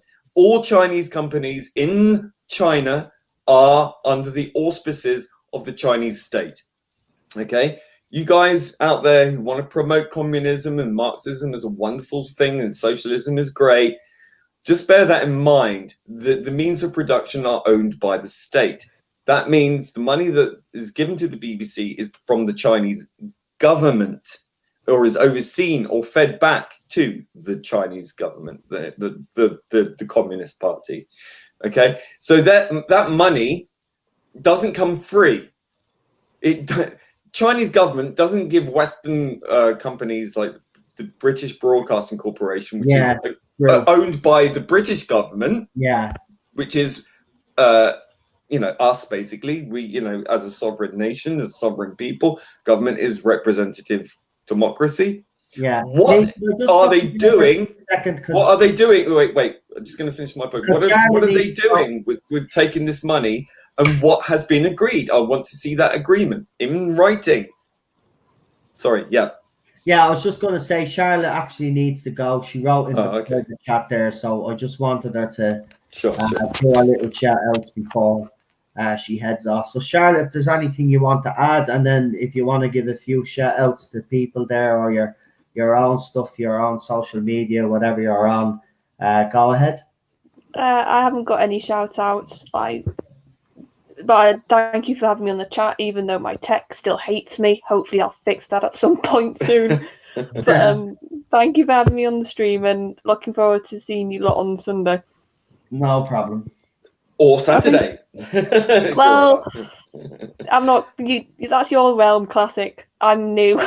So. Oh yeah, but in the chat Yeah, no, you see me in the chat. Yeah, of course. Yeah, good. So, night, guys. Good on, Charlotte. See you later. Have a good one. Bye. Bye. Right, let's see if there's any more. Okay, there's a question on the screen. Let's move it on, because we've got another, say, 12 minutes, 15 minutes to go before we finish up. So we get through as many of your questions as we can, as quick as possible. Right. So if you have questions, throw them in. We'll give brief, short answers, and then we'll move on to the next question. So here it is. When Vader says, would other actors even be interested in the role of the Doctor after the current dumpster fire? Well, okay. I've had to think about this, right? And I'm going to be brief, and I really will. Here's the thing. Yes, it's damaged right now, and probably irreversibly so, in my opinion. But in saying that, Doctor Who still has the name. It still has that prestige behind it. It was once a British institution. We can no longer sadly say that, but it's still going to start full in power.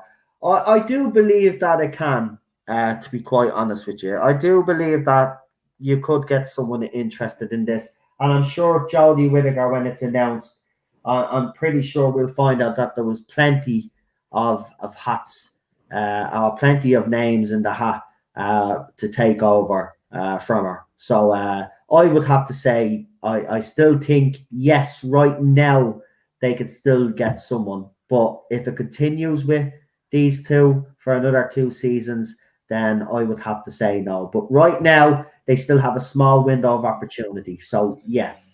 Daniel.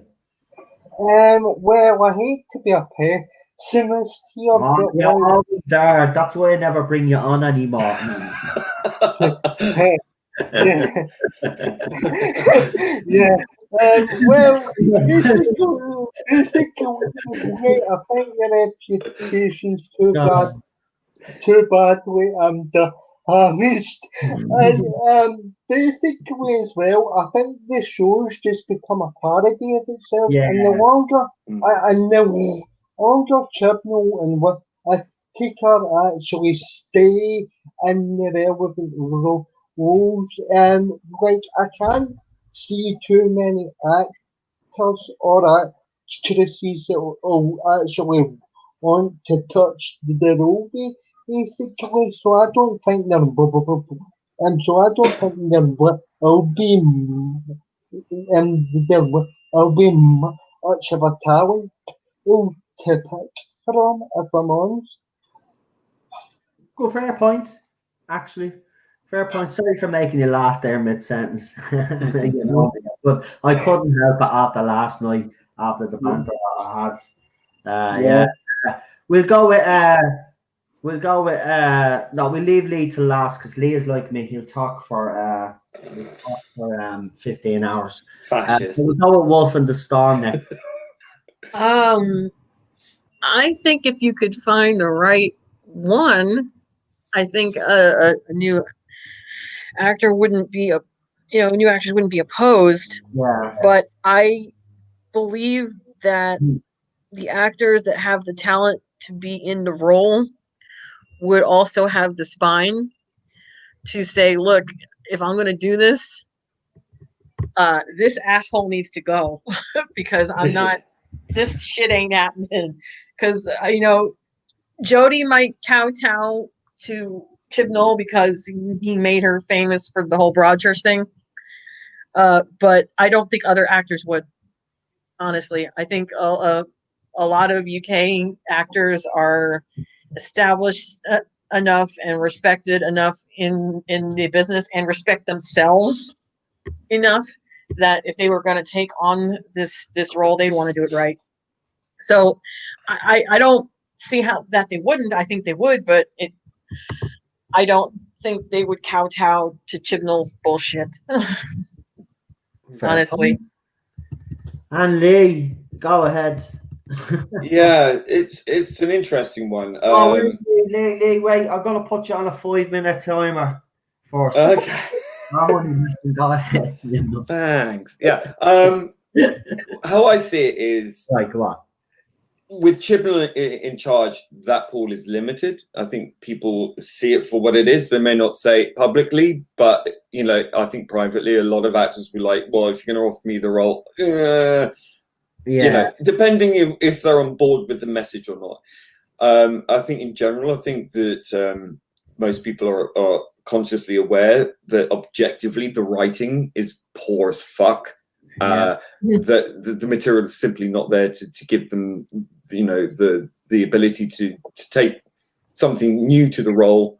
I think if he was to go, I think there would be an upswell of people eager to jump on board and to make their own stamp.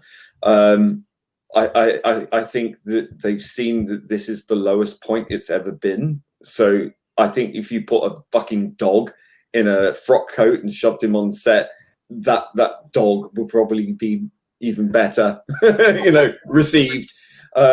Dog, donkey, animal, anything, vegetable, anything. I think people are so eager to have absolutely any fucker come into the TARDIS and take over the controls at this point.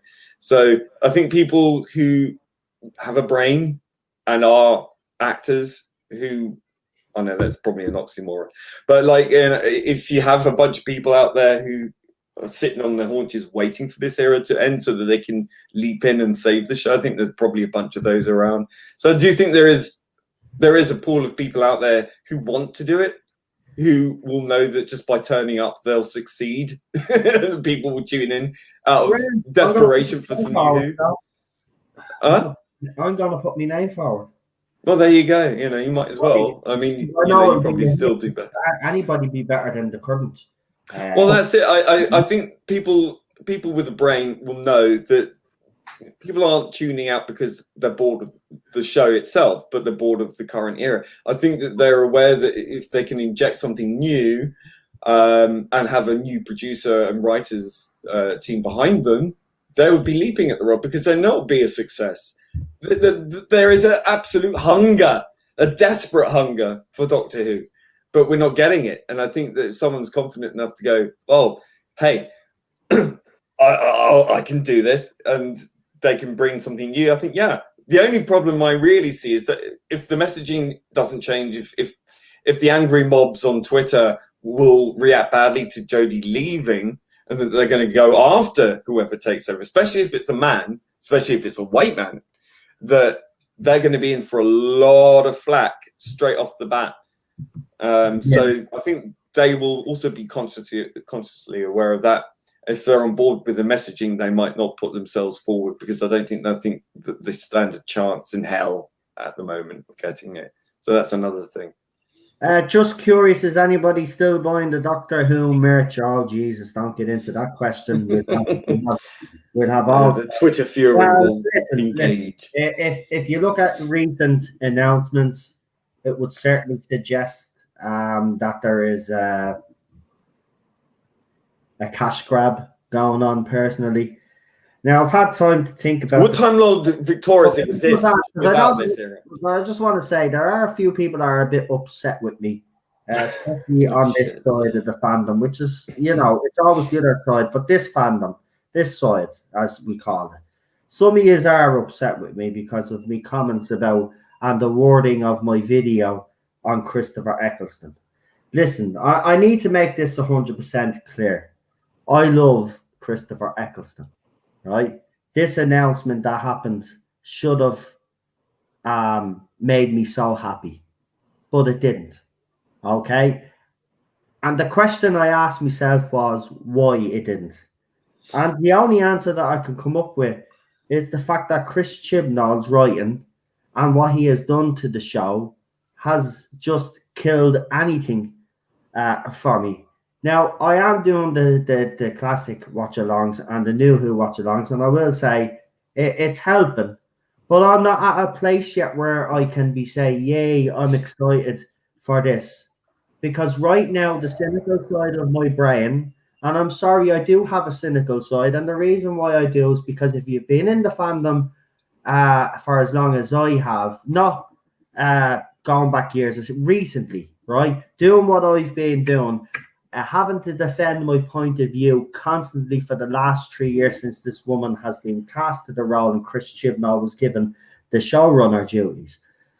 It's just got to the point where I should have cared, but he's just killed it for me. So right now I'm not at that point where I'm happy about it. I'm not. I may change my mind when it gets closer, but right now my heart is just not where everybody else is in. I can't get excited because the cynical part of my brain tells me that this is just a cash grab. And then when I seen the I think it was they showed the Big Finish chart of what we're getting, and I was looking at it and I was saying to myself, that's quite a lot of audios. That's quite a lot of bloody audios, right? And the same with Time Lord Victorious. That's quite a lot of audios as well. And that's a lot of cash. And remember, Time Lord Victorious is even bigger because they've added extra elements onto that as well. To me, the cynical part of my brain is telling me that this is all a cash grab.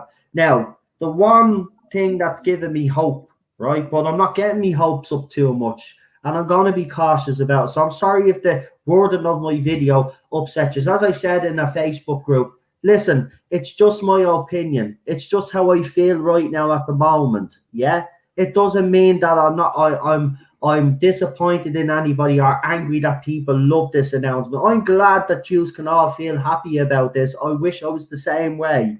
Right now, I'm not at that place. You're demoralized. Yes, I'm just right now. I just can't.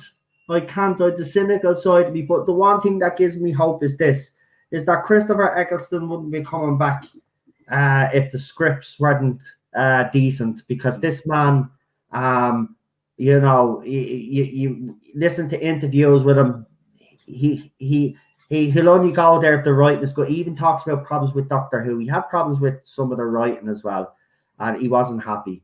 And this caused the friction as well. So the writing has to be spot on. So until I get to that place, right now, I'm sorry, but I know some people are upset with me over that. Obviously, the other side are, because they'll be upset about anything that I say. But I am genuinely sorry if I have upset anybody on this side. It's just how I'm feeling. And I just wanted to explain to kind of give you some understanding where my headspace is. I think I can understand it, because I kind of felt the same way, actually. Not that I wasn't pleased that Eccleston was doing this. And it bodes well for the future that he might appear in the anniversary special or something. But I think question. Yeah, that was I think the key thing here is it's because we're so demoralized, and because whenever we hear big news rumbling in the background, if it's not the one that we're really, really thinking about and really, really wanting, it's going to fall flat, because it's not the announcement we want, and that is that Chibnall and Whittaker are leaving. And I think with that shadow cast over the whole of the franchise and over a large number of the fandom, as well, though, Lee, it's a problem. Eccleston's coming back, so Whittaker. People will say, "Well, I hope it eclipses her." You know, I really do. Yeah. So how's this? How do you get to this crazy connection? But me thinking that, even though it's for Big Finish, I think this does signal the end of the Whittaker era. To be quite honest with you, because when these audios come out, they're gonna blow up. They're gonna explode. I even know that. The hype for these already. But I did say, and it'll be interesting to see if I'm right. A week later after the announcement, to see how everybody feels and see is everybody still excited, because remember, Time Lord Victorious was the same. That little trailer came out, we were all excited and ecstatic, and then the next day then we got the reveal then, and then 2 days later everybody was like, all right, yeah, that's done. So I'll be interested to see because remember, it doesn't come out till May 2021 either, so it's not until next year. So it'll be interested to see, can Eccleston keep the fans busy and entertained now for the next few months to keep it in the public eye? And will BBC, how much will BBC or Big Finish or whoever is behind the promotion of this, how much will they promote it? Will they go all out? We'll see. But I think this does signal the end of Whittaker. To be honest, I think she is going out to Series 13, because to be honest with you, these audios are gonna overshadow Series 13, because they're coming out in May. So if we say, let's just say, right, if we do the maths, let's just say they were to film in September and they got to go ahead to film in September, they'd probably be finished by what, January maybe? Then they'd release it the end of May, maybe the start of autumn. But then the audios are in full swing then, the second set of audios, because she's gone. Whittaker's gone season 13. There's no way, because listen, again, a lot of fans on the other side have brought this up, and do you know what? I'm glad that you are actually asking this question. Why is David Tennant and all the doctors getting all of this promotion and stuff, and Whittaker doesn't seem to be getting at him? And you know what? You're right. Keep asking. They sell. That's the question, and once you get the answer to that, then you will know exactly what the problems are. Listen, whether you like it or not, we've been saying it, you know, and you can tell us, you know, that we're lying and this, that, and the other. The fact is, the doesn't make it any less true. And that's why David Tennant was convinced to come back. That's why you have Christopher Eccleston back. Listen, I'm not saying that this wasn't a thing that Big Finish had planned. I doubt it anyway. They say they had this planned way before, but I disagree. I think this came about because it was a necessity. These audios are a necessity. The licenses, which Wolfenstein brought up and Charlotte brought up as well earlier on in the stream about the police box having deals in place. You got to remember, they if the main show is not doing too well, merchandise is going to suffer. So they've got Big Finish, especially, are kind of clever because obviously they do their own Doctor Who audios that aren't part of the universe, so they can bring back older Doctors if they chose to do so, and that's what they've been doing lately. They need to make money. Well, isn't it interesting? Look at the quality of the toys, and the packaging has gone down. People claim it's flying off the shelves. Well, a lot of the shelves aren't really clear. I mean, people say, "Oh, well, the classic stuff is still on the shelves, but the Jodie stuff's gone." Well, no, there's a lot of Jodie stuff still left on the shelf, and there's still some classic stuff left on the shelf because most people have the classic stuff. They have it already. But they're not buying the Jodie stuff, and I'm sorry, that's just not happening. But look at classic stuff, and that's what. But look at the classic stuff. The classic stuff is selling. Okay, Big Finish. You don't hear them saying, "Oh well, we're in trouble. We're not selling anything." Whereas Doctor Who magazine is like close to folding. You know, because they're not addressing, the elephant in the room. And that is, she doesn't sell. Exactly. And then they use the excuse, well, it's the pandemic. But the magazine was suffering even before the pandemic. You can get it online. Even you can buy it in the supermarket. Even at the end of Peter Capaldi's era. And that continued all the way through Whittaker's era. But here's the thing. They even bring up the ratings with Capaldi as well. And all I'll say is, you are right. Peter Capaldi's ratings did decline. But here is the thing that you keep getting wrong. Right, first of all, different nights anyway, right? Peter Capaldi never got a settled time slot, but taking that all out of the equation. And it was in the middle of summer. Yeah, it was in the middle of the summer.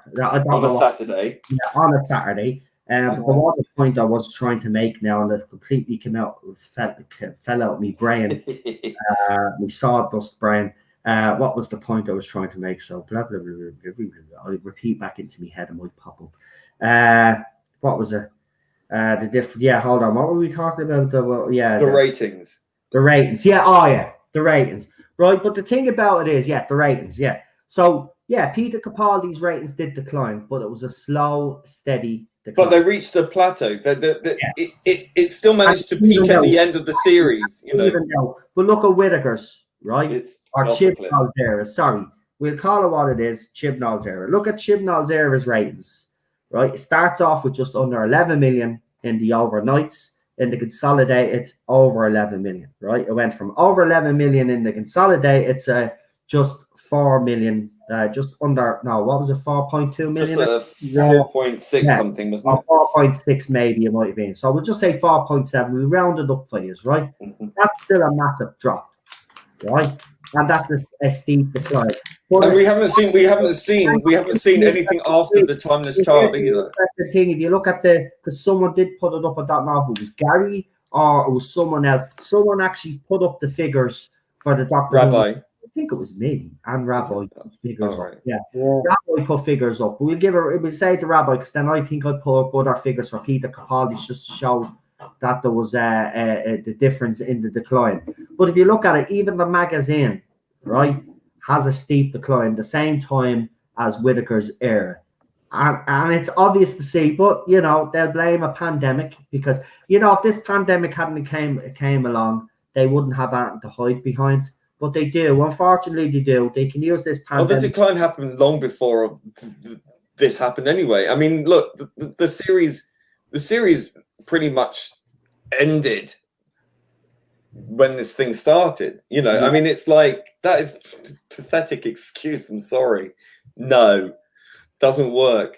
And like, this thing is so undeniable. I mean, it's levels of deniability, like denialism, that it's so entrenched in this mentality. It's like they cannot accept, because they live on Twitter and that everyone on Twitter is like fucking crazy. Probably myself included. Honestly, if you look at the ratings makeup from, I'm not even going to count Russell's era because his was always good, but if you look, I would say probably end of season 6, beginning of season 7 onwards is when it started to get Yeah.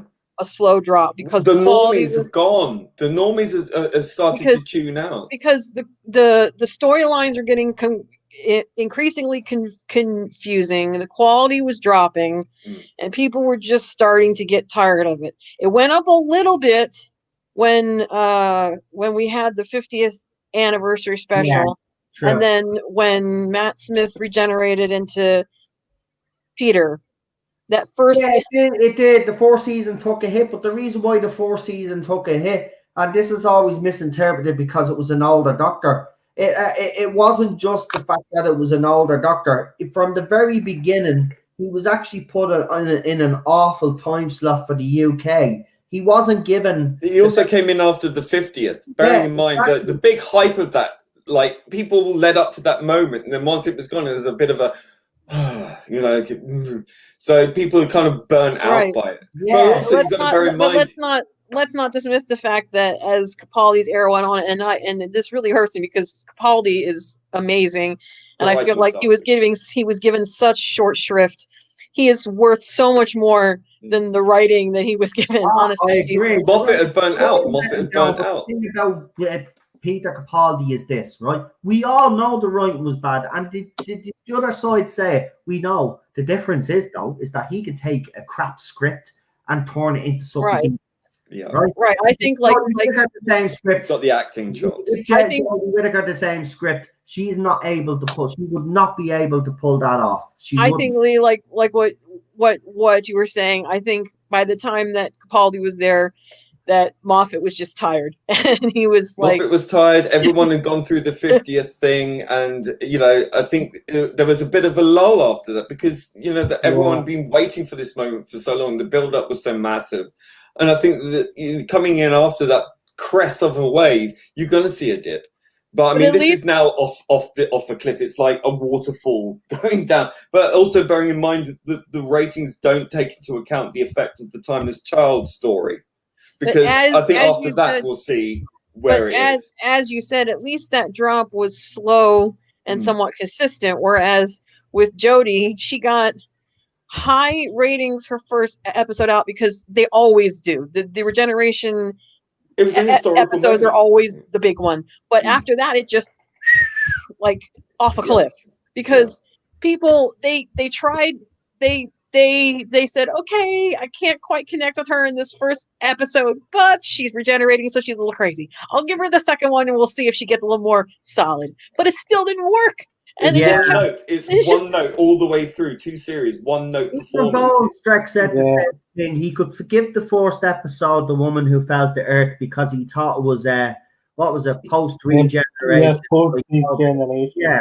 So in that aspect, he kind of gave. If you look at the woman who fell to earth, he did have his concerns, but he was still open-minded. It was when, as the Wolf of the Storm said, when this became the whole trope of the whole series, and she didn't develop as a character. But that's down obviously to Chris Chibnall. We can't put all the blame on more shoulders. That's the writing. That's down to the writing. That's bad character development there.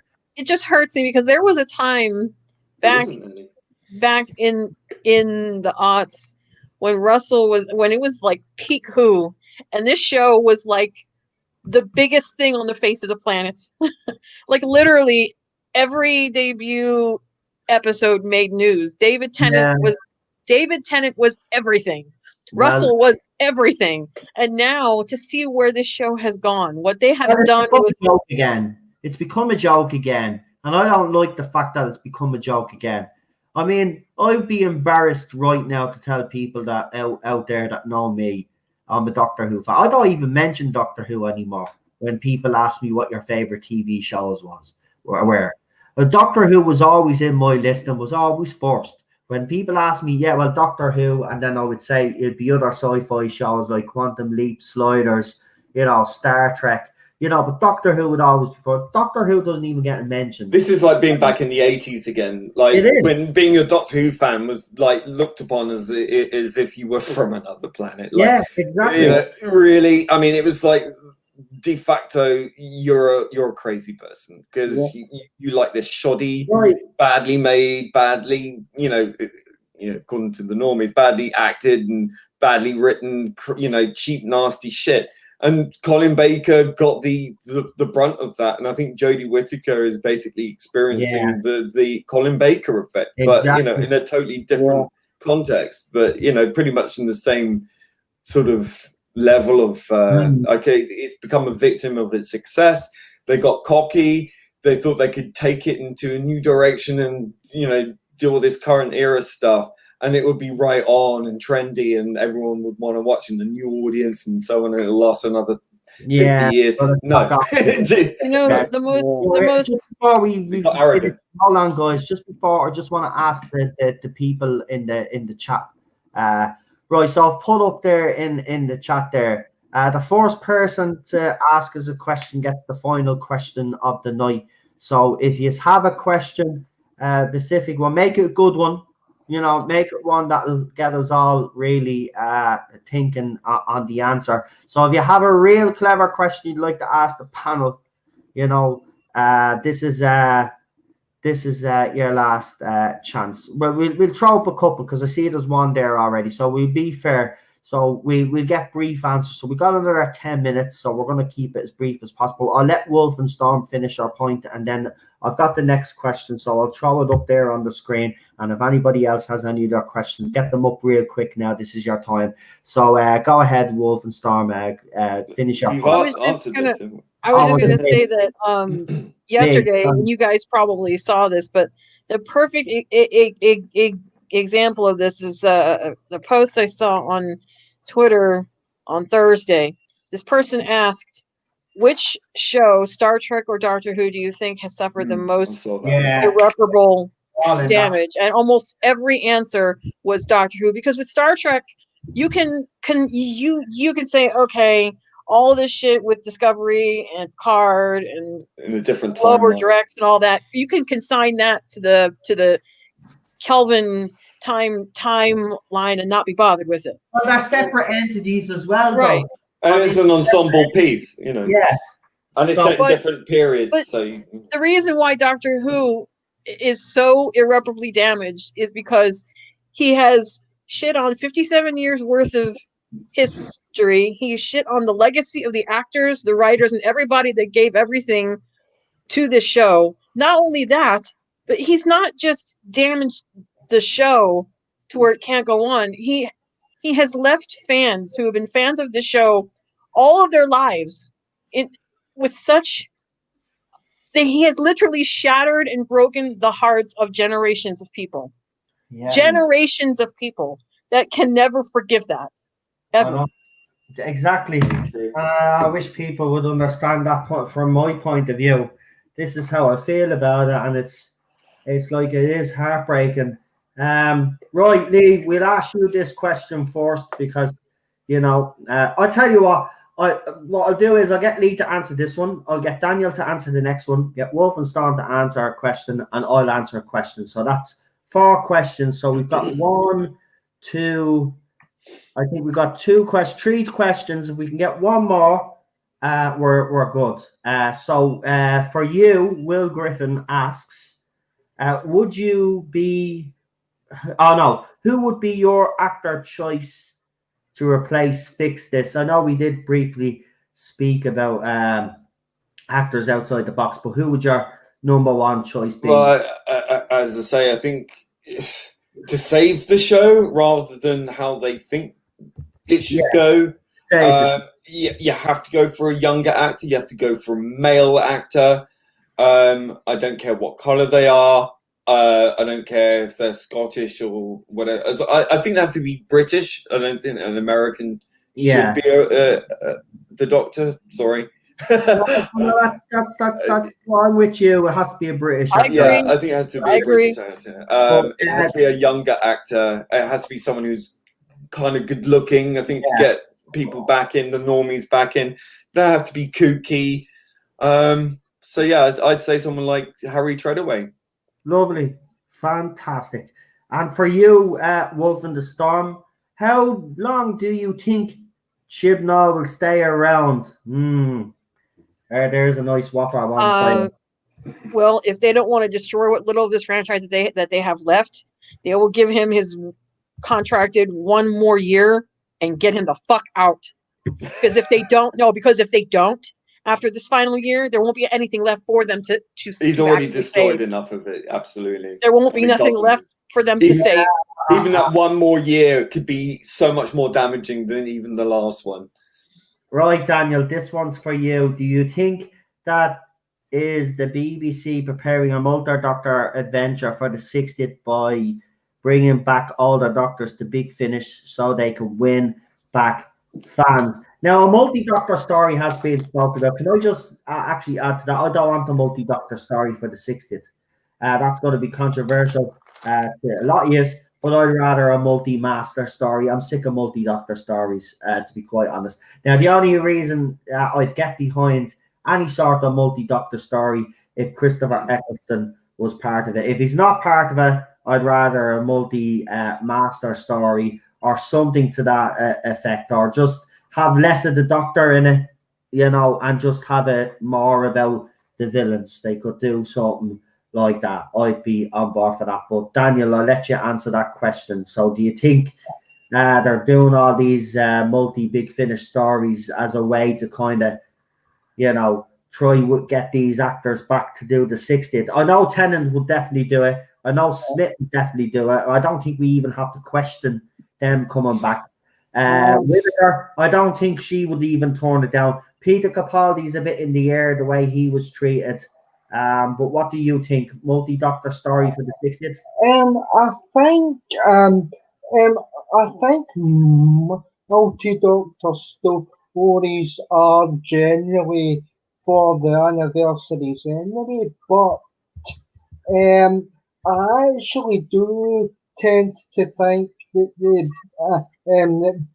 the Big Finish did actually try and get Eccleston on board so that he would soften his stance for the 60th that's coming up. And as well, though, like, I actually see there's a high possibility now that Eccleston may actually be on board for the 60th, because if you think about it like this, right, you didn't expect him to actually do anything like with his Doctor again until the announcement last Sunday. So yeah, I think there's a high possibility that it will be a multi-doctor story, and I also think as well you've got a hell of a chance of getting Eccleston back on board now for the 60th as well. I hope that answers your questions. I was actually going to do a stream on the whole Big Finish thing with Eccleston announcing that he was actually going to be doing these. Does this signal or does this mean that he's more open and will appear in the 60th? I didn't do the stream because I think it's quite obvious that, if there is some movement with him on coming back, there is a possibility. I will say this though. If Chris Chibnall is still showrunner by 60, but which I don't see happening, but is Chris Chibnall's Christopher Eccleston is not coming back for the 60th, because Chris Chibnall's scripts wouldn't be good enough for Christopher Eccleston, and that's just the bottom line for it. So I've got the last question, and I'm trying to figure out what the word is in the middle of the question, because it has MST3K. Is that a word? Can we do Mystery Science Theater 3000? It's a American show on Comedy Central where it stars a human guy, and he's like supposed to be on a spaceship in the future, and he's surrounded by a bunch of moronic robots that he takes care of. And what they do basically is they watch the worst movies imaginable, like really horrible, shitty ass, Wow. like not even B films. I'm talking like C and D films, like horrible, horrible movies. And they talk over them. They like make fun of the movies. All right. Well, I don't know that show. I think I've heard of it, but I've never I watched. think it's like, say, if we could do something similar, like if we're doing a watch along of season 13, which I don't ever want to be put through, but I think what they're saying is if we do a running commentary. I haven't decided. I do know that Rabbi is going to do it because, you know, and I have been asked and encouraged that I should do it because there's guys in the chat that have said, well, we're not going to watch and we need you to be our eyes and ears. But in fairness, guys, I've had 2 years of this. And Series 11, I swore I was finished. And then you all convinced me to do Series 12, and I did it. We did the panels. They went well, but it broke me. I don't know if I can do this special. I'll see how I feel. If I feel up to the special, well, then you never know. I might do it. Well, God knows if Series 13 even comes out. We don't know what's going to happen yet. September is only around the corner now. BBC Studios have been announcing, obviously, some of their shows because they've been tweeting about it. So I have actually went on and asked them out straight. I said, any news on Doctor Who? They've ignored me twice. Obviously, they're not going to answer me back, but it's worth a punt, isn't it? You never know. Someone might slip up and actually say, oh, yeah, it's coming back in October or something. Well, if they're going to be making it for next year, then they have to start filming very soon, don't they? Well, they will. They'll have to because they've got a certain deadline. Then, yeah, they will. So it'll be interesting. Next few weeks, there should be some sort of statement by the BBC because if they're not going to be starting filming in September, they will have to make a statement. So something will be coming from the BBC very soon. You could be that's guaranteed. Well, I'm committed to not watching it. So that's my take. I understand where you're coming from. If we had one person, let's say if we had Rabbi watching it for us and then telling us what's happening, so then none of us are tuning in to watch it. So we're not adding to the figures. But he's giving us a running commentary. We can all roll our eyes together. Yeah.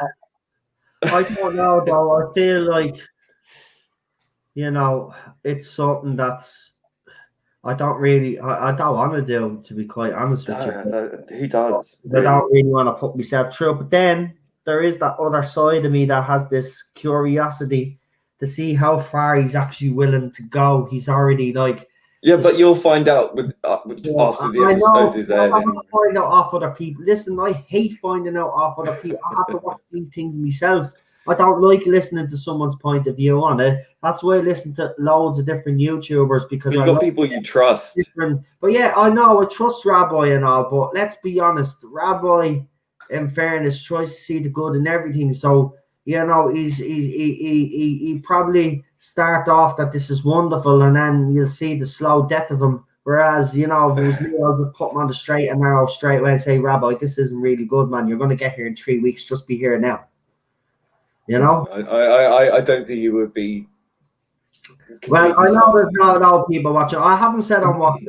I still haven't made up my mind, but loads of people have said it to me, and I think Gary is going to do it as well because you know it's fair enough. You aren't watching, but there's a lot of people curious to know what's going to happen next, and I have to be honest. Even though I hate Chibnall and what he's done, I actually do want to see what happens with Jodie Whittaker in that prison and see if he mentions the timeless child. If there's going to be a conclusion to this, because I need to know. I really do. I said this the last time. I need to know that this is all fake and that he okay, he pissed off the fandom for 2 years, but this is nothing and it was all a big red herring. You know, red herring. Yeah. I really need to know. It's the one thing that keeps me even mentioning the show. Well, like I said, you don't have to do it alone. I'll be there with you. There you go. Yeah, well, I'm pretty sure the panel will I'm pretty sure that Rabbi will be on board as well if we do it. This is not 100%. I'll tell you what I'll do. I'll put a poll up on Twitter and Facebook. Oh, not Facebook. Yeah, I'll put 3 polls on, same poll, right, and then I'll add up the yeses and the nos. Yeah, but you know what's going to happen. You're going to get all the Jodie fans coming on and No, voting for you to I'll watch put it. it on Twitter. I'll put it on Parler because none of the J-bots are on Parler because they'd be kicked off straight away because they don't tolerate crap on that stuff. They don't, you know, when it comes to harassment and bullying, they take that very seriously. I'll put it on Facebook and YouTube. Yeah, the YouTube one might be a little bit skewed, but not that much. But he's right. If I put it on bloody Twitter, they'll sabotage it like they always do. So yeah, I might actually see if Az will come on the panel this time. Actually, that would be a great guest to have on for the weekly panels if we were to do it. Yeah, but he, bearing in mind he might probably be on Nerdrotics. But he could be with Gary, yeah, because they seem to be doing a lot of stuff together. They're a good double team duo. Gazzy. #Gazzy. Well, Gary's a little busy at the moment, considering he's just. Is there no Friday night moving. tights? I was going to say not everybody is still here. Is there no Friday night tights? Have I missed out on something? No, Friday Night Tights is going on. He said, no, come hell or high water, it will go ahead. Like, even if he's like... Because he's moving. He left. Yeah, San he's Francisco. moved now. He's moved to San Diego. So he's probably I don't just setting see out a his... post up yet, so he must be running late, but he normally does be on. We do go on before him, and then everybody... Because I just see my numbers are going up. That's why I was actually wondering what the hell was going on. Great. But we're nearly done anyway. But I'll tell you what, if anybody has another Doctor Who question that they'd like to throw out there, go ahead and we'll throw it to the panel before we leave. And I bet Gary and Ballstreck will cover. That's what I mean. All the people that said that they're done with it, but they're still thinking of reviewing it, but they'll be reviewing it with a not as basically a fan. They'll be reviewing it as a critic, and that'll be the difference this time. But I have to get my mindset to that way because I'm still looking at it from a fan point of view, and that's why they're very passionate and emotional and stuff. And I need to stop thinking that way. That this era, look, this isn't Doctor Who, and I still have to kind of run that in my head, but it's very hard for me. Ryan and Graham are leaving, so that's already been confirmed. They've both confirmed they're going. Sure, Tolson Cole has a new show that was supposed to be aired even before the pandemic struck, and Bradley Walsh has done a show with his son, and obviously he's signed up to do more of the Chase, and he has other stuff in the pipeline. So that's already been decided. They are gone. So which means Yaz and Whittaker are left. Yaz and the Doctor are left in the TARDIS. So you can see. You can see. Can I just say hello to Vanessa Law in the chat? Hello, Vanessa. It's always nice to see you. Vanessa is here. Welcome, Vanessa. I didn't do any shout-outs tonight. I'm sorry, but it's just because we've been so busy with the questions and everybody has taken part. But welcome, everybody. And if you haven't subscribed to the channel, and everybody that's on the panel as well, please do subscribe to their channels. And if one of me moderators could actually throw up all the channels, please, I'd really appreciate that. Thank you. And don't forget to, like, share, and subscribe to their channels, and all the support is greatly appreciated. Seriously, we really do. Without you guys, all of us YouTubers would be nothing, to be honest with you, because we need an audience, and if we didn't have that audience, I'd still be doing what I'm doing, even if I was talking to a brick wall. But I know a lot of the others wouldn't, because what's the point? They'd be wasting it. But me, I talk to a brick wall. It wouldn't bother me. Brick walls are patriarchy. I will say I had a bad trip one time, and I ended up talking to a sunflower plant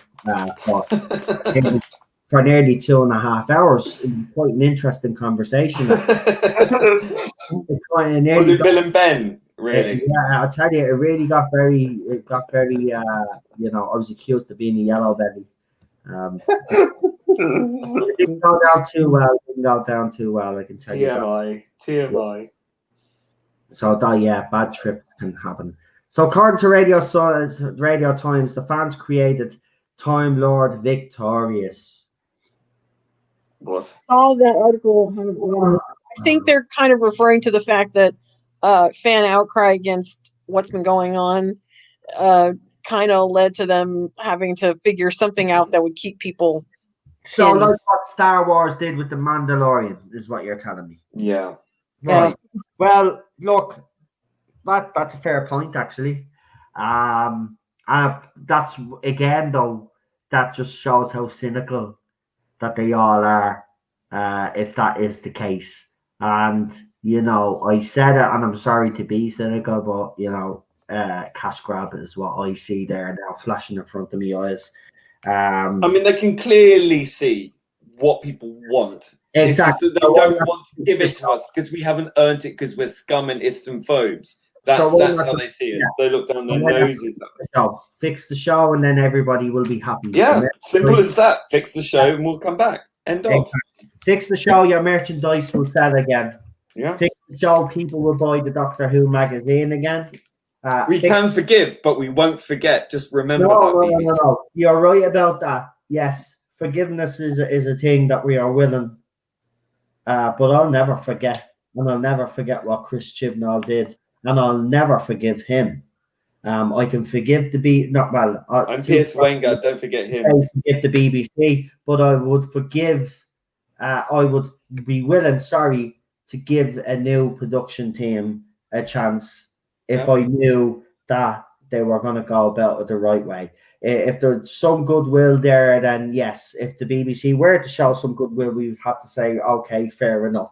But the goodwill has to happen sooner rather than they spent it. I mean, it's fair change at this point. You know, the window of opportunity to get rid of this regime is quickly closing. So BBC, the ball is clearly in your court now, because the fans have made it clear what they want. And, you know, you might think you're buying a bit of time with Time Lord Victorious and even Christopher Eccleston coming back, which I will say, again, is a big coup for Big Finish. And the fact that he has, you know, opened up the possibility of him returning back to the TV show. Yes, that is positive. But again, cynical side of me says they're only doing this because they know they need to keep us happy. But instead of actually, see, this is why they won't do it with the main show, because they know they'll upset the other side. So rather than do that, they'll say, well, okay, we'll give them second best. We'll give them Big Finish. But yeah, this is it. It's just pandering to an aggressive, clearly off the fucking hook mindset. I mean, they stop at nothing to try and silence people with threats, fake accounts, and calling names and all this stuff. They can't claim any moral high ground and then use these kind of tactics. BBC is allowing this bullying to continue. Nobody has any moral high ground. Listen, I'm not going to sit here and say... that's my point. They don't have a moral high ground. I'm not claiming to use a moral high ground. I'm just saying... Some toxicity and yes, of course I have. I've pushed back against the bullies, and yes, I've sometimes had to stoop to their level to get. But Twitter is not the general population. It's a highly skewed. Look, Twitter is in trouble because people are leaving it because it's full of crazy, loud people who use all the tactics under the sun to try and suppress other people's opinions. It is not the demographic of the nation. Yeah, okay. I'll actually add to that because I'm glad you brought that up. But I just want to actually say there is a difference between me and people like me that do defend this show the way we do is though we don't resort to the tactics that you guys resort to, and we certainly don't bully people because of their opinions, and that's what happens a lot to us. What is going on? I think you just missed me. Oh, that much he missed you that he has to make that little scream? Did you hear Ted? Mammy's only had to be in the room on the phone to her daddy, and this little fella is like seriously, man. This is like having a baby. This dog, this dog is a grown-up dog and still acts like a baby. Right? We haven't spoiled rotten. Right, I'm just gonna say quickly that the statistics from 2014 on the British users on Twitter. Yeah. In 2014, there were 8.6 million Twitter users in the UK. In 2012, and forecast that there will be 17.1 million users in the UK by 2018. Right. So that's not indicative of the nation as a whole, which Britain is what, 60 odd million? Yeah. 65 million, something like that. Yeah, he's about 65 million. Yeah. So you have to bear in mind as well that Twitter has, if you go by Twitter bias, Jeremy Corbyn would have won the election. Brexit would never have happened. So if you're going by Twitter as a metric for the general mood of the nation, you're deeply mistaken. And I find it really funny that BBC News loves using Twitter as a go-to for the general mood of the population. And it's wrong. And that's what will finish them, because it's because they have. And someone actually wrote an article a few weeks ago. I actually did throw it up as video form for you, as I always do. But this article basically highlighted what you brought up, Lee, was the fact that BBC are actually, they've killed Doctor Who because they're pandering to a small vocal minority on Twitter. And this journalist was basically saying, or this person behind this piece was basically saying what you said. The whole of the UK isn't on Twitter. So these people do live in a little bit of a bubble, and you need to realize that there is a bigger picture. And the bigger picture that's painted, folks, is that this show, if it was any other show, would be cancelled. The fact that it has the name Doctor Who is the only reason why it's still on TV, to be quite honest with you. And look what's happening to Twitter. Look what's happening. People are leaving in their droves. Why? Because people on Twitter don't know how to fucking behave. They are crazy and aggressive, violent with their rhetoric almost. And it's so toxic, okay? So I want to talk about toxic. That is the definition of when it impinges on people's mental health, in their family lives, the way that these things are allowed to go on with impunity, people are leaving Twitter in their droves. So don't forget that, BBC, because as the old adage goes, you go woke, you go broke. Yeah. I mean, that's a trope, but it's true. It's a cliche because it's true. Yeah. So it's not a good metric to use. Go by the people who are tuning out of your TV show, damn it. Yeah.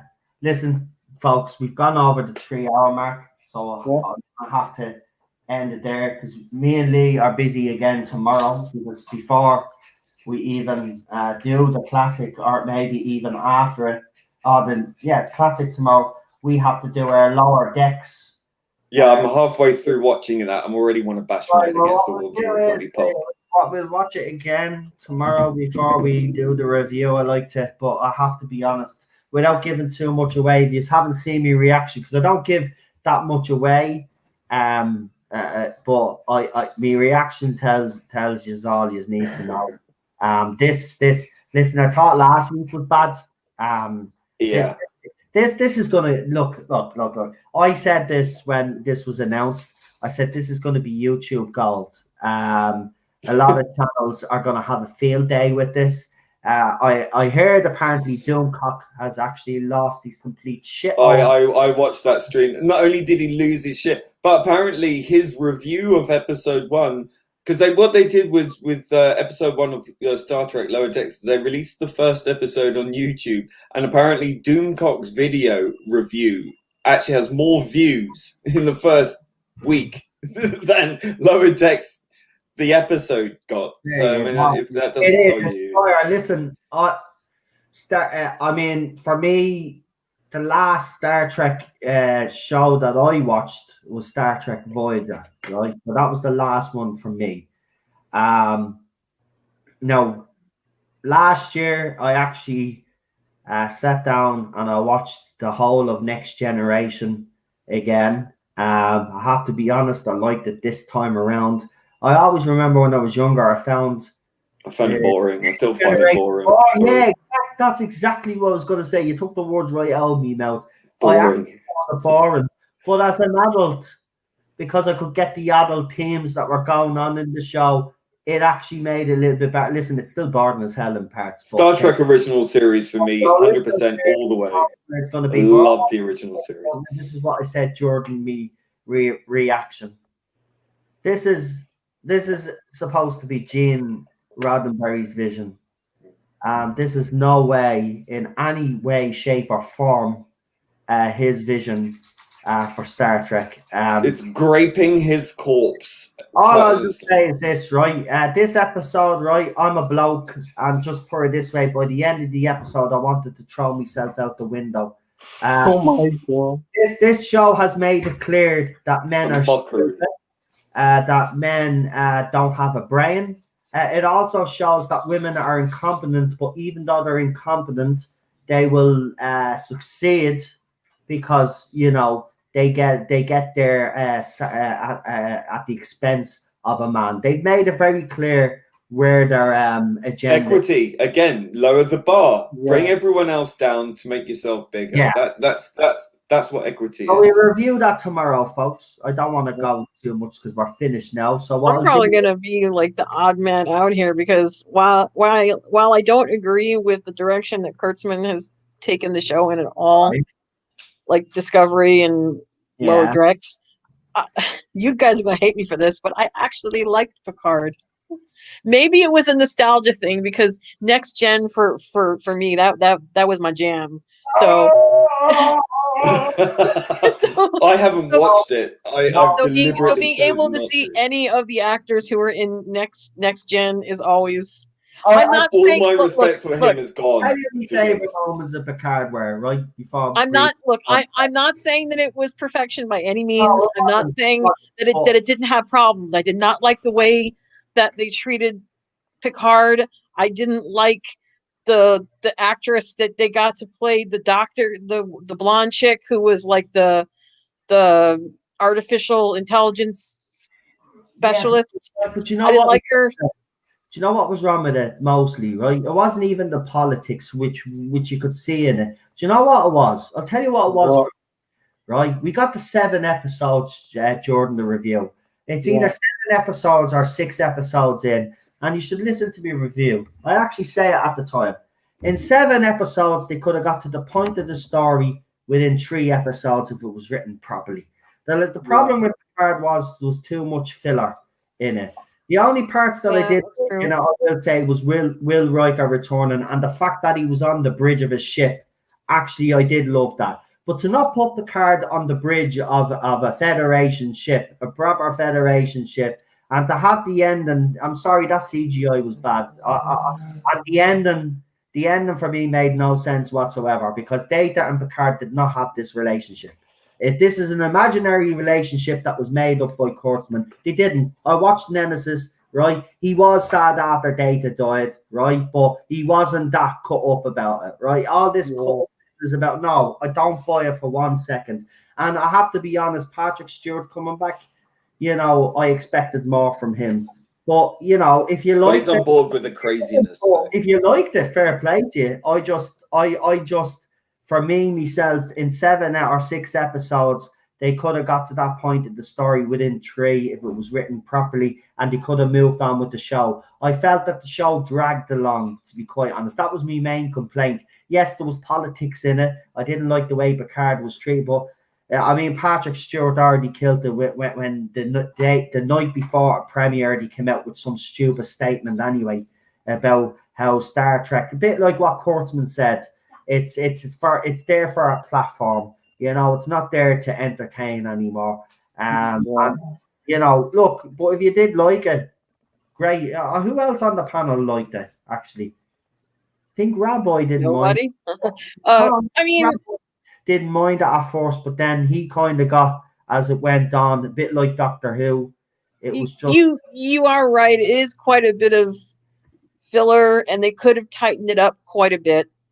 I didn't like, most especially, how they kind of undermined Picard's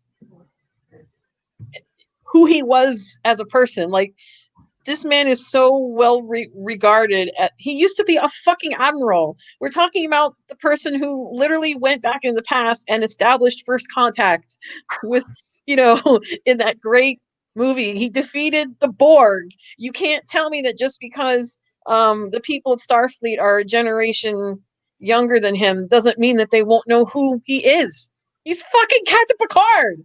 How can you not know who Picard is? I mean, he's almost as famous as James T. Kirk, for God's sake. Well, this is about denigrating another strong male lead, by debating and putting him on this apology tour. And then no, I'm not even for watching that. And then that one scene where they were on the where they were on that little ship that he had bought to get him to where he needed to go. He didn't think that the captain could fly it or knew where they were supposed to go. So he said that he would do it. And I'm not knocking Santiago, because I also, as a Musketeers fan, love them all. So, and he is a really good actor. As a matter of fact, he was my favorite character in that show. So anyway, but I just didn't like how he kind of treated the captain like he didn't think Picard would know how to fly. Just because Picard hasn't been on the deck of a ship in a long time doesn't mean he's forgotten his shit. But they wrote it to make it look like he couldn't do anything anymore. Like he was incapable. I think it was deconstruction, character deconstruction. You can't do that with something that's so established and then just make him so antithetical to what he's about. To denigrate that character in such a way. Picard could fly fucking rings around any one of those fuckers. I'm sorry. But now now you're angry. You're arguing against the show you just said you liked. No, I said it wasn't perfect. There were a lot of things that I liked. Oh my God, that alone would about it, like the nostalgia factor. Yeah. I was over the moon to see Jonathan Frakes and Counselor Troy come back, because those were my favorite. Very cynical. I just think that's far too cynically employed, and I see right through all that. I can't enjoy something that's so cynically thrown. But together. I think that its positives were not outweighed by the negatives. There were definitely a lot of negatives. I did, however, think 7 of 9 was used very well. She did a great job. She's a lesbian now, isn't she? Yeah. I really wasn't focused on that. I was focused more on her reactions when the first time she set foot into the Borg ship, because it had been a long time for her. So I was interested to see how she would emotionally react to being back in there. And then when it attached itself to her and she became the de facto Borg queen, that was the coolest shit I've ever seen. That was fun. What I don't understand is what she's doing in that story. She wasn't part of the Next Generation thing, was she? She was a totally separate. What was her interaction with Picard previously? I don't think it was as close. I'm not sure. They didn't make that very apparent. Just that he knew her. That just seems again like a cynically employed thing, just in order to write her as a lesbian and to put her in there. That's how it seems to me. It's like they won't allow him to carry the show himself. It's like just have him there to do the apology tour for all white male guilt and to be sort of you know what I mean. This kind of white privilege thing that they seem so obsessed with. I think that's for me. I'm sorry, I can't get on board that, because I think that's bullshit, and I think that employing this kind of thing and to again use equity as a way to lower the bar and to write that kind of stuff without any sense of irony or pathos or any sort of genuine genuine anything. It just seems so contrived to me. Why would I want to sit through something that's so blatantly contrived in order to perpetuate this, as Kurtzman admitted, a platform for dubious political ideology that's current? I don't like the fact that they, I mean, not to spoil anybody that hasn't seen it, but I don't like the fact that they had to kill him off at the end either. Well, I of course wish they had to kill him off. You know, that's what we get these days. Kill him off. See, they made him. That was always. They made him better Always. because now he has an android body. Yeah, now he's a member of, like, because now he's given up his white privilege. He can now experience what it's like to be part of the minority. I mean, that's what the message is, and it's so cynical. And it's like, come on, guys, wake the fuck up. This is how your causes are being usurped and carried aloft by a bunch of white knights who think that this is what reality is, and that, you know, if you just follow this, if you just goose step to this tyrannical idea of how we should all live and how we should all be put into our little labels and boxes and march off into the concentration camps for a re-education, you know, I mean, this cannot stand. I mean, I doubt I would watch season 2. I doubt it. Honestly, I was kind of hoping that the nostalgia factor would be enough to coast me along. They couldn't afford to make season 2 because, look, especially with this COVID thing, no. Because imagine the insurance. I mean, how old is Patrick Stewart now? Is it in his 80s or something? Close. Yeah. Very close. Okay, so, like, you know, that level of insurance. I mean, I was excited when they invited Whoopi Goldberg to come back, because Guinan's one of my favorite characters, but the nostalgia is just not enough anymore to make me want to do it anymore, honestly. Well, it's especially if they're going to take that and shit on it, you know, really. It's the same thing that happened to me with Doctor Who. It got to a point where it was me watching out of sense of obligation and nostalgia, and then even that wasn't enough to keep me watching anymore because it was just that terrible. Yeah. Right, guys, I really have to finish up because I have to bring Ted down. It's his time to go down. I've got to eat. Yeah, have your food. But before you go, I'll give you our channels an out shout out. I know Chris has thrown them up already. If you want to throw them up there again, Chris, for me real quickly, that'll be fantastic. But Daniel, if you want to let everybody know what's up and coming on your channel, mate, and let everybody know where they can catch you on social media. Okay. Right, well, I should have out of time. Right, well, I should have the out of time audio review coming soon, but it's just a case of being dispatched. I've not got it yet. So as soon as I get it, I'll review it. I've also got the Shadow of the Daleks audios to review in October, and the second one comes out in November, so I'll review those. And eight of the Christopher Eccleston announcement, I'll review the Christopher Eccleston box set next year as well. I'll review them as well, and I'll also try and get Charlotte on for a couple of streams as well to review some of the older big finished playlists. In terms of my Twitter account and legacy itself, Daniel 22. But from me, I'll see you on Sunday at 7 p.m. for the Satan pattern. Stream on with old Union and the Wolf and the Storm. But until then, guys, subscribe to everybody else in the panel and subscribe to Noel's channel as well because he does put out some good content. Anyway, guys, I'll hand you back over to the rest of the panel. So good night.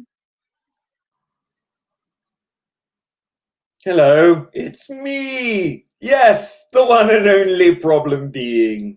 You can follow me in my wrong think on Twitwat at Being Problem. You'll find me quite often lounging around on Mel's channel on days like this. The occasional odd thing when news comes in, we do our classic watch along on Noel's channel on Saturday tomorrow. So we're doing a watch along tomorrow, so you can catch me waffling on there. Yeah, also we'll be doing occasional things about this Star Trek Lower Dregs thing. So that's probably tomorrow as well before we do the watch along. And also you can find me on Svi Lebetkin's channel. That's the Rabbi from Another Planet every Friday as well. So we do a video vault on his panel on his channel. And we did one recently. We recorded it on Wednesday or Thursday and released it today on Rabbi's channel, and that was the our sort of retrospective on Star Wars. So we do different movies every week, and you can find out what we think about all sorts of crazy films that happen to be the Rabbi's favorite movies. So that's me, done.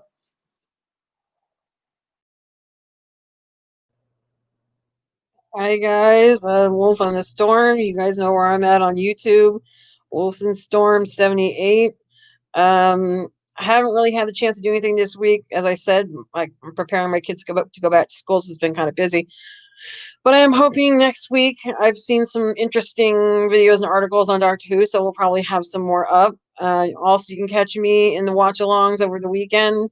The only reason I wasn't able to get to it on Saturday is because I had something else that I had to do, but I will definitely attempt to be there Saturday. You know I'll be there Sunday. Pretty soon, Blue Bonnet Hoovian is doing a 80s retrospective thing on the Lost Boys movie that I definitely want to be a part of. And I know she's also doing a David Tennant special thing that I'm also going to be a part of, so look for me there. You can also follow me on Twitter, Wolfenstorm78, as usual. And that is me.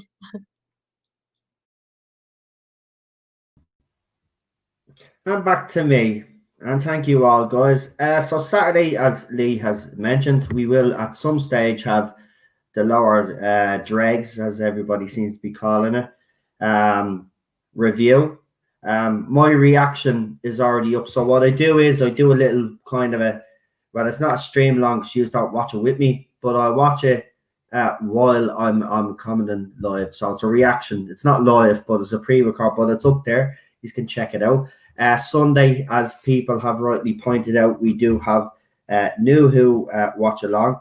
But I am appearing on a few channels as well over the next few days. So on Wednesday, I'll be on Bounding into Comics channel. That's Wednesday, 9 p.m. ET. That'll be, I think that's what, 1 a.m. my time. I also will be on, and I'll have a guest on my channel, Bear Nerd Fun. I'm going to be appearing on their channel at some stage, and they'll be on my channel as well. I've also spoke to a couple of other people. I won't mention their names yet because we haven't set a date in stone yet, but they have agreed to appear on my channel. But I will be obviously appearing on Rabbi's stream as well at some point. Dan has actually invited me. I forgot to mention Dan from the Space Book, actually. Dan has invited me on the Space I'm checking now to give you today. So just bear with me for a second because I kept everything that everybody, so I don't double book and stuff like that. But Dan asked me to come on. I hope I still have the message. When is that? I think that's Sunday afternoon. Doesn't he do a Sunday? Lee is being on it, so Lee will know when he does this. I think it's Sunday afternoon. So I think I have 3. Yeah, so I'll be appearing on 2 channels plus me on Sunday. Then Monday, as I said, bounding into comics, and then next weekend I'm on Bear Nerd Fun. I think I keep getting that name mixed up. Forgive me. I think I'm appearing on his channel, or he's appeared. No, I'm appearing on his channel, but he will be coming onto my channel at some stage as well. And I've asked a couple of other people, as I said. So listen, we're going to be busy on this channel over the next few weeks. And there'll be plenty of content for you all. It won't be all just Doctor Who related. I have deliberately asked YouTubers that don't talk about Doctor Who to come on to the channel, and they've agreed. So we're going to be talking different stuff on the channel as well. So there'll be something for everybody on this channel. So don't forget to subscribe, as everybody has said on the panel. Don't forget to subscribe to the panel as well, and all the people that they have mentioned. Also, I'll bring them all back in very briefly. We got Daniel back. There's problem being he's probably still talking, and we got the What? Oh man, you're your twin brother. It's grand. It's our thing. When we're on panels, we don't give anybody a chance to speak. It's just the way we are. It's just we got. If I don't say something, I'll forget it, and because my memory is so bad. I mean, I know you have to get it all out. See, you're like me. I forget to breathe. Get it all out, I'll forget something which is normally good. As you've noticed. But dyslexic brain. Yeah, I want to say thank you all for joining me. It's been a pleasure. I've actually enjoyed this stream tonight. It's been a good one. I think it was necessary. We got to talk a lot of topics, but listen, we'll keep this a Friday night thing. I do know we still have to finish Father Ted. We will squeeze Father Ted in somewhere. Don't worry, because Father Miller actually wants to come. Father Chris Miller wants to come on for that one. Yes. And you know what? Yeah, I have to. I couldn't do it without bringing on Father Miller, and you know what? I might even get Rabbi to come in on it as well, because I think it would be an amazing stream. And Lee will be there as well, because Lee is my sidekick for those anyway. So it'll be me, Lee, Rabbi, and Father Miller. I'm sure if I ask Rabbi, he's not going to turn it down. He never turns down an opportunity to come on to the channel. I love him for that. No, I mean, he's great. Only owes me a $5. We'll see if he gives it to you. He might rig the competition for you. Well, no, I super chatted for him for EVS to come onto his channel, so hopefully he will. Yeah, well, hopefully, yeah. And listen, I know a lot of you guys out there you still be out there and you throw super chats out and ask people to bring me on or to highlight my channel. I really do appreciate that, by the way, because all the support does, as I said, I wouldn't be anything on YouTube if it wasn't for you guys. So really do appreciate all the support, and I'll be here for as long as you want me here. As soon as you all decide you've had enough of this grumpy Irish man, I will bow down gracefully. I won't hang on. I'm not one of those people, if I know that I'm not wanted anymore, I will just go. It's as simple as that. But so far, so good. Get lost. Oh, the channel's anniversary, though, is coming up, actually. It'll be 3-4 years old in November, but we've only been doing the Doctor Who streaming on it for 2. So yeah, the anniversary comes up in November. If I'm right, actually, I'll tell you now. Actually, when the anniversary is, because I can go into YouTube on my phone and it'll tell me when I created the YouTube channel. So I'm pretty sure it's November. It could be October though. So we'll see. So the channel was created on. Where is it? Where do I check this on this? On my phone. About, there you go. Yeah, on your about something. Oh, so we're October. So October 9th, this channel. Oh, it's actually weird. Am I actually on YouTube that long? No way. I'm not on YouTube 7 years. There you go. I didn't even know 7 years apparently I'm on YouTube. So according to this, I joined YouTube on the 9th of October 2013. How the hell? Well, clearly you weren't streaming the whole of that time. You probably just set up an account to. No, I think that's what it was. I think that's what it was. It was commenting on other, and then I just decided, yeah. But listen, 9th of October is the anniversary. So it'll be what? 2013, 14, 15, 16, 17, 18, 19, 20. So that's 7 years, yeah. So 7-year anniversary. Wow. Happy anniversary. Yeah, 9th of October. That's not far away. So we'll do something special for that. What? Why not? Yeah. We'll probably get drunk and, tell stories or something like I did the last time. Why not? Oh, don't forget we need more, Teddy. Listen, I'm getting a camera in the next 2 weeks. I can't wait. So I'm going to go in the Smith's Toy Superstore, wherever you go, PC World, I think we have here, or Curry's, it's called Curry's PC World, whatever the feck it is. I'll go in there and get a camera because, I do miss having Teddy sitting beside me actually when I'm streaming. We miss Teddy. Yeah. Yeah. I know he is still miss Teddy as well. Yeah, I like having him here. I know he annoys me sometimes, but when he's sitting up with me and we're talking, it's funny. I love when he reacts when we start shouting and he barks to basically tell us all to shut up. That's his way of telling us to calm down. Right, listen, I better go before the wife kills me. I've got to spend some time with her over the weekend because obviously most of my time is taken up by the channel the weekend. So so with that, folks, thank you on the panel for joining me. Thank you everybody in the live chat, especially those, everybody, but those who actually gave questions to the panel. Thank you very much as well. Really do appreciate it. Chris and all the other moderators that are in the chat, but especially Chris, because Chris takes no nonsense and that's what we like. Thank you very much. Really appreciate all the work you do for this channel. And I will say thank you on behalf of all of those other YouTubers that you do wrench for. I know they do thank you already, but I just want to say that again because you do deserve all the plaudits, man. Fair play to you. I don't know how you have the energy for it, but a lot of people say that about me and Lee. How do we have the energy to keep talking all the time? Maybe me and Lee will do a stream on that one day. Do you know what? It'll be no problem with me and Lee doing a 24-hour stream anyway. We'll just talk over each other the whole way. Probably break the record for the longest live stream. 10 hours. Yeah, that'd be a good live stream. Actually, yeah, we should see. Actually, I should check that out and see what the record is for the longest live stream. Oh God.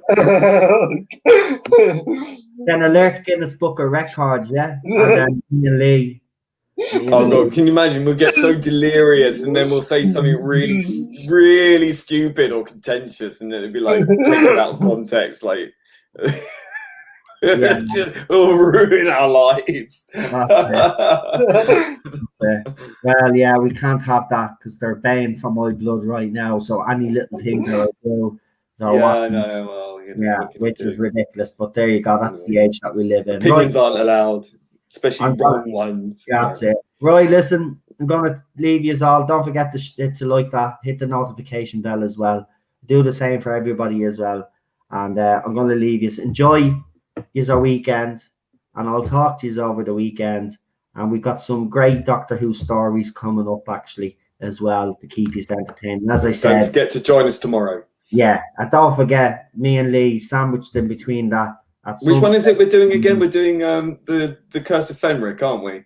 Yeah, the trailer went up last night, guys, for the Curse of Fenric. I put it up everywhere on the social medias, YouTube as well. Spread that one around. So it's there. We did unfortunately get a trailer for the second part. I think Rabbi must have overlooked it. I didn't say anything to him because I know he's been very, very busy. With the week that was in it, so it's. You guys watch it all in one go or part by part? Yeah, no, we watch it all in one go. We have we have set panels for classic and we have set panels for New Who. So we have two different panels for both. I'm not allowed on the second panel because so that's what happens. So Lee comes on the classic one, and then we have a New Who panel. See, I like to keep them. I like to keep the panels different for both because then there's different variety. The only classic era is more my thing anyway. The only constant with the panel is Rabbi, because it was Rabbi's suggestion in the first place that we do something like this. So I thought it'd be appropriate to have him on the two panels with me. I was just asking because the classics, do their episodes in parts. Yeah, we do all. I wasn't sure how you. Oh no, we did a 6-parter a few weeks back. We didn't finish till after bloody 10 p.m. It was great. 11. Wait till it gets to the war machine. No, not the war machine. The war games. Yeah, the war games. Exactly. Yeah, that's the war games. That'd be funny. 10 parts. Good Lord. We might have to do that in a 2. We'll have to spread that over 2. Yeah, so that's what happens. That's why I do like the classic ones, but the New Who ones I like a little bit better just for the timing wise. Yeah. But the classic stories, you get more enjoyment out of them. But so that's Course of Fenric. I think that's how many parts is that again? It's 4 parts. It's only a 4-part. Yeah. There's 4-part stories, but there's also the extended movie. Yeah, Rabbi wanted us to watch that, but I think it is unfair on the people that don't have it, so we're just going to watch the normal version. It's only if we know that people have those versions and there's enough people, because we don't like to leave people left out. But with that, I'm going to say goodnight, because I'm saying goodnight the last 10 minutes. So, right, so I'll talk to you all later on in the chat tomorrow, actually, to be honest. And goodbye to everybody on the panel. And to be fair, hold on, what did Chris say after? Because he's the moderator, he always gets the last word. To be fair, Noel, I also like to know how long you and Lee could go just talking on a live stream. Oh my God! Yeah. I don't maybe we could do it for charity. Listen, though, I really don't think any of you would want this, because if you think me and Lee couldn't do it, I definitely know I could. Plenty of Red Bull, plenty of whiskey, forever and a day. Forever and a day. Do a charity stream. Listen, if there's if look, I'm not going to say we're going to do it. I'm certainly not going to do it. When Jodie leaves, we can do it. Yeah, we'll do it as a celebration. Party. And we give all the money to a kids' charity that deals with cancer, since that, Doctor Who. The Peter Capaldi charity one will be a good one. Or the one where for the kids in that's the one I donated. Yeah, in the home. Yeah, I hate that. Yeah, damn. Right, let's leave it at that. Right, good night, folks. Here's guys. Here's Lee's beautiful trailer, which I'm going to get into update now. So, but he knows now. I'm only messing. I wouldn't do that to him. Unlucky. But he did do a little Revolutions of the Whovians little trailer, which is deadly. Actually, you should throw that back up again, because that stream is still happening, by the way. Just because I haven't mentioned it, by the way, it's still happening. As I said, the stream will happen closer to when we know when the festive special is going to drop. I won't tell you exactly when it's on, because just in case people are getting confused, that's not happening. It's still going to happen. So don't worry about that. We haven't forgotten that. That'll be a big major stream. So yeah, there's going to be planning, and there already has been talks behind the scenes. I've had a word. Just put it this way: guests that are coming on the channel, some will feature on this big mainstream. It's a way of getting them on, and then to kind of, I've been talking to a few people behind the scenes. But if there is anybody that you would like to see on this Revolution of the Whovian stream, even if it's a supporter of this era, let me know, and I will get in contact with them, or Lee will get in contact with them, because me and Lee will be working behind the scenes to make this happen. Let us know and put names forward. And if you have any other names that you would like to put forward as well, let me and Lee know. And now I'm definitely going. I'm going to leave it at that. So I'll see you later on. Here's the trailer. Good night. God bless. Talk to you all tomorrow. Stay safe and all that. Enjoy your weekend.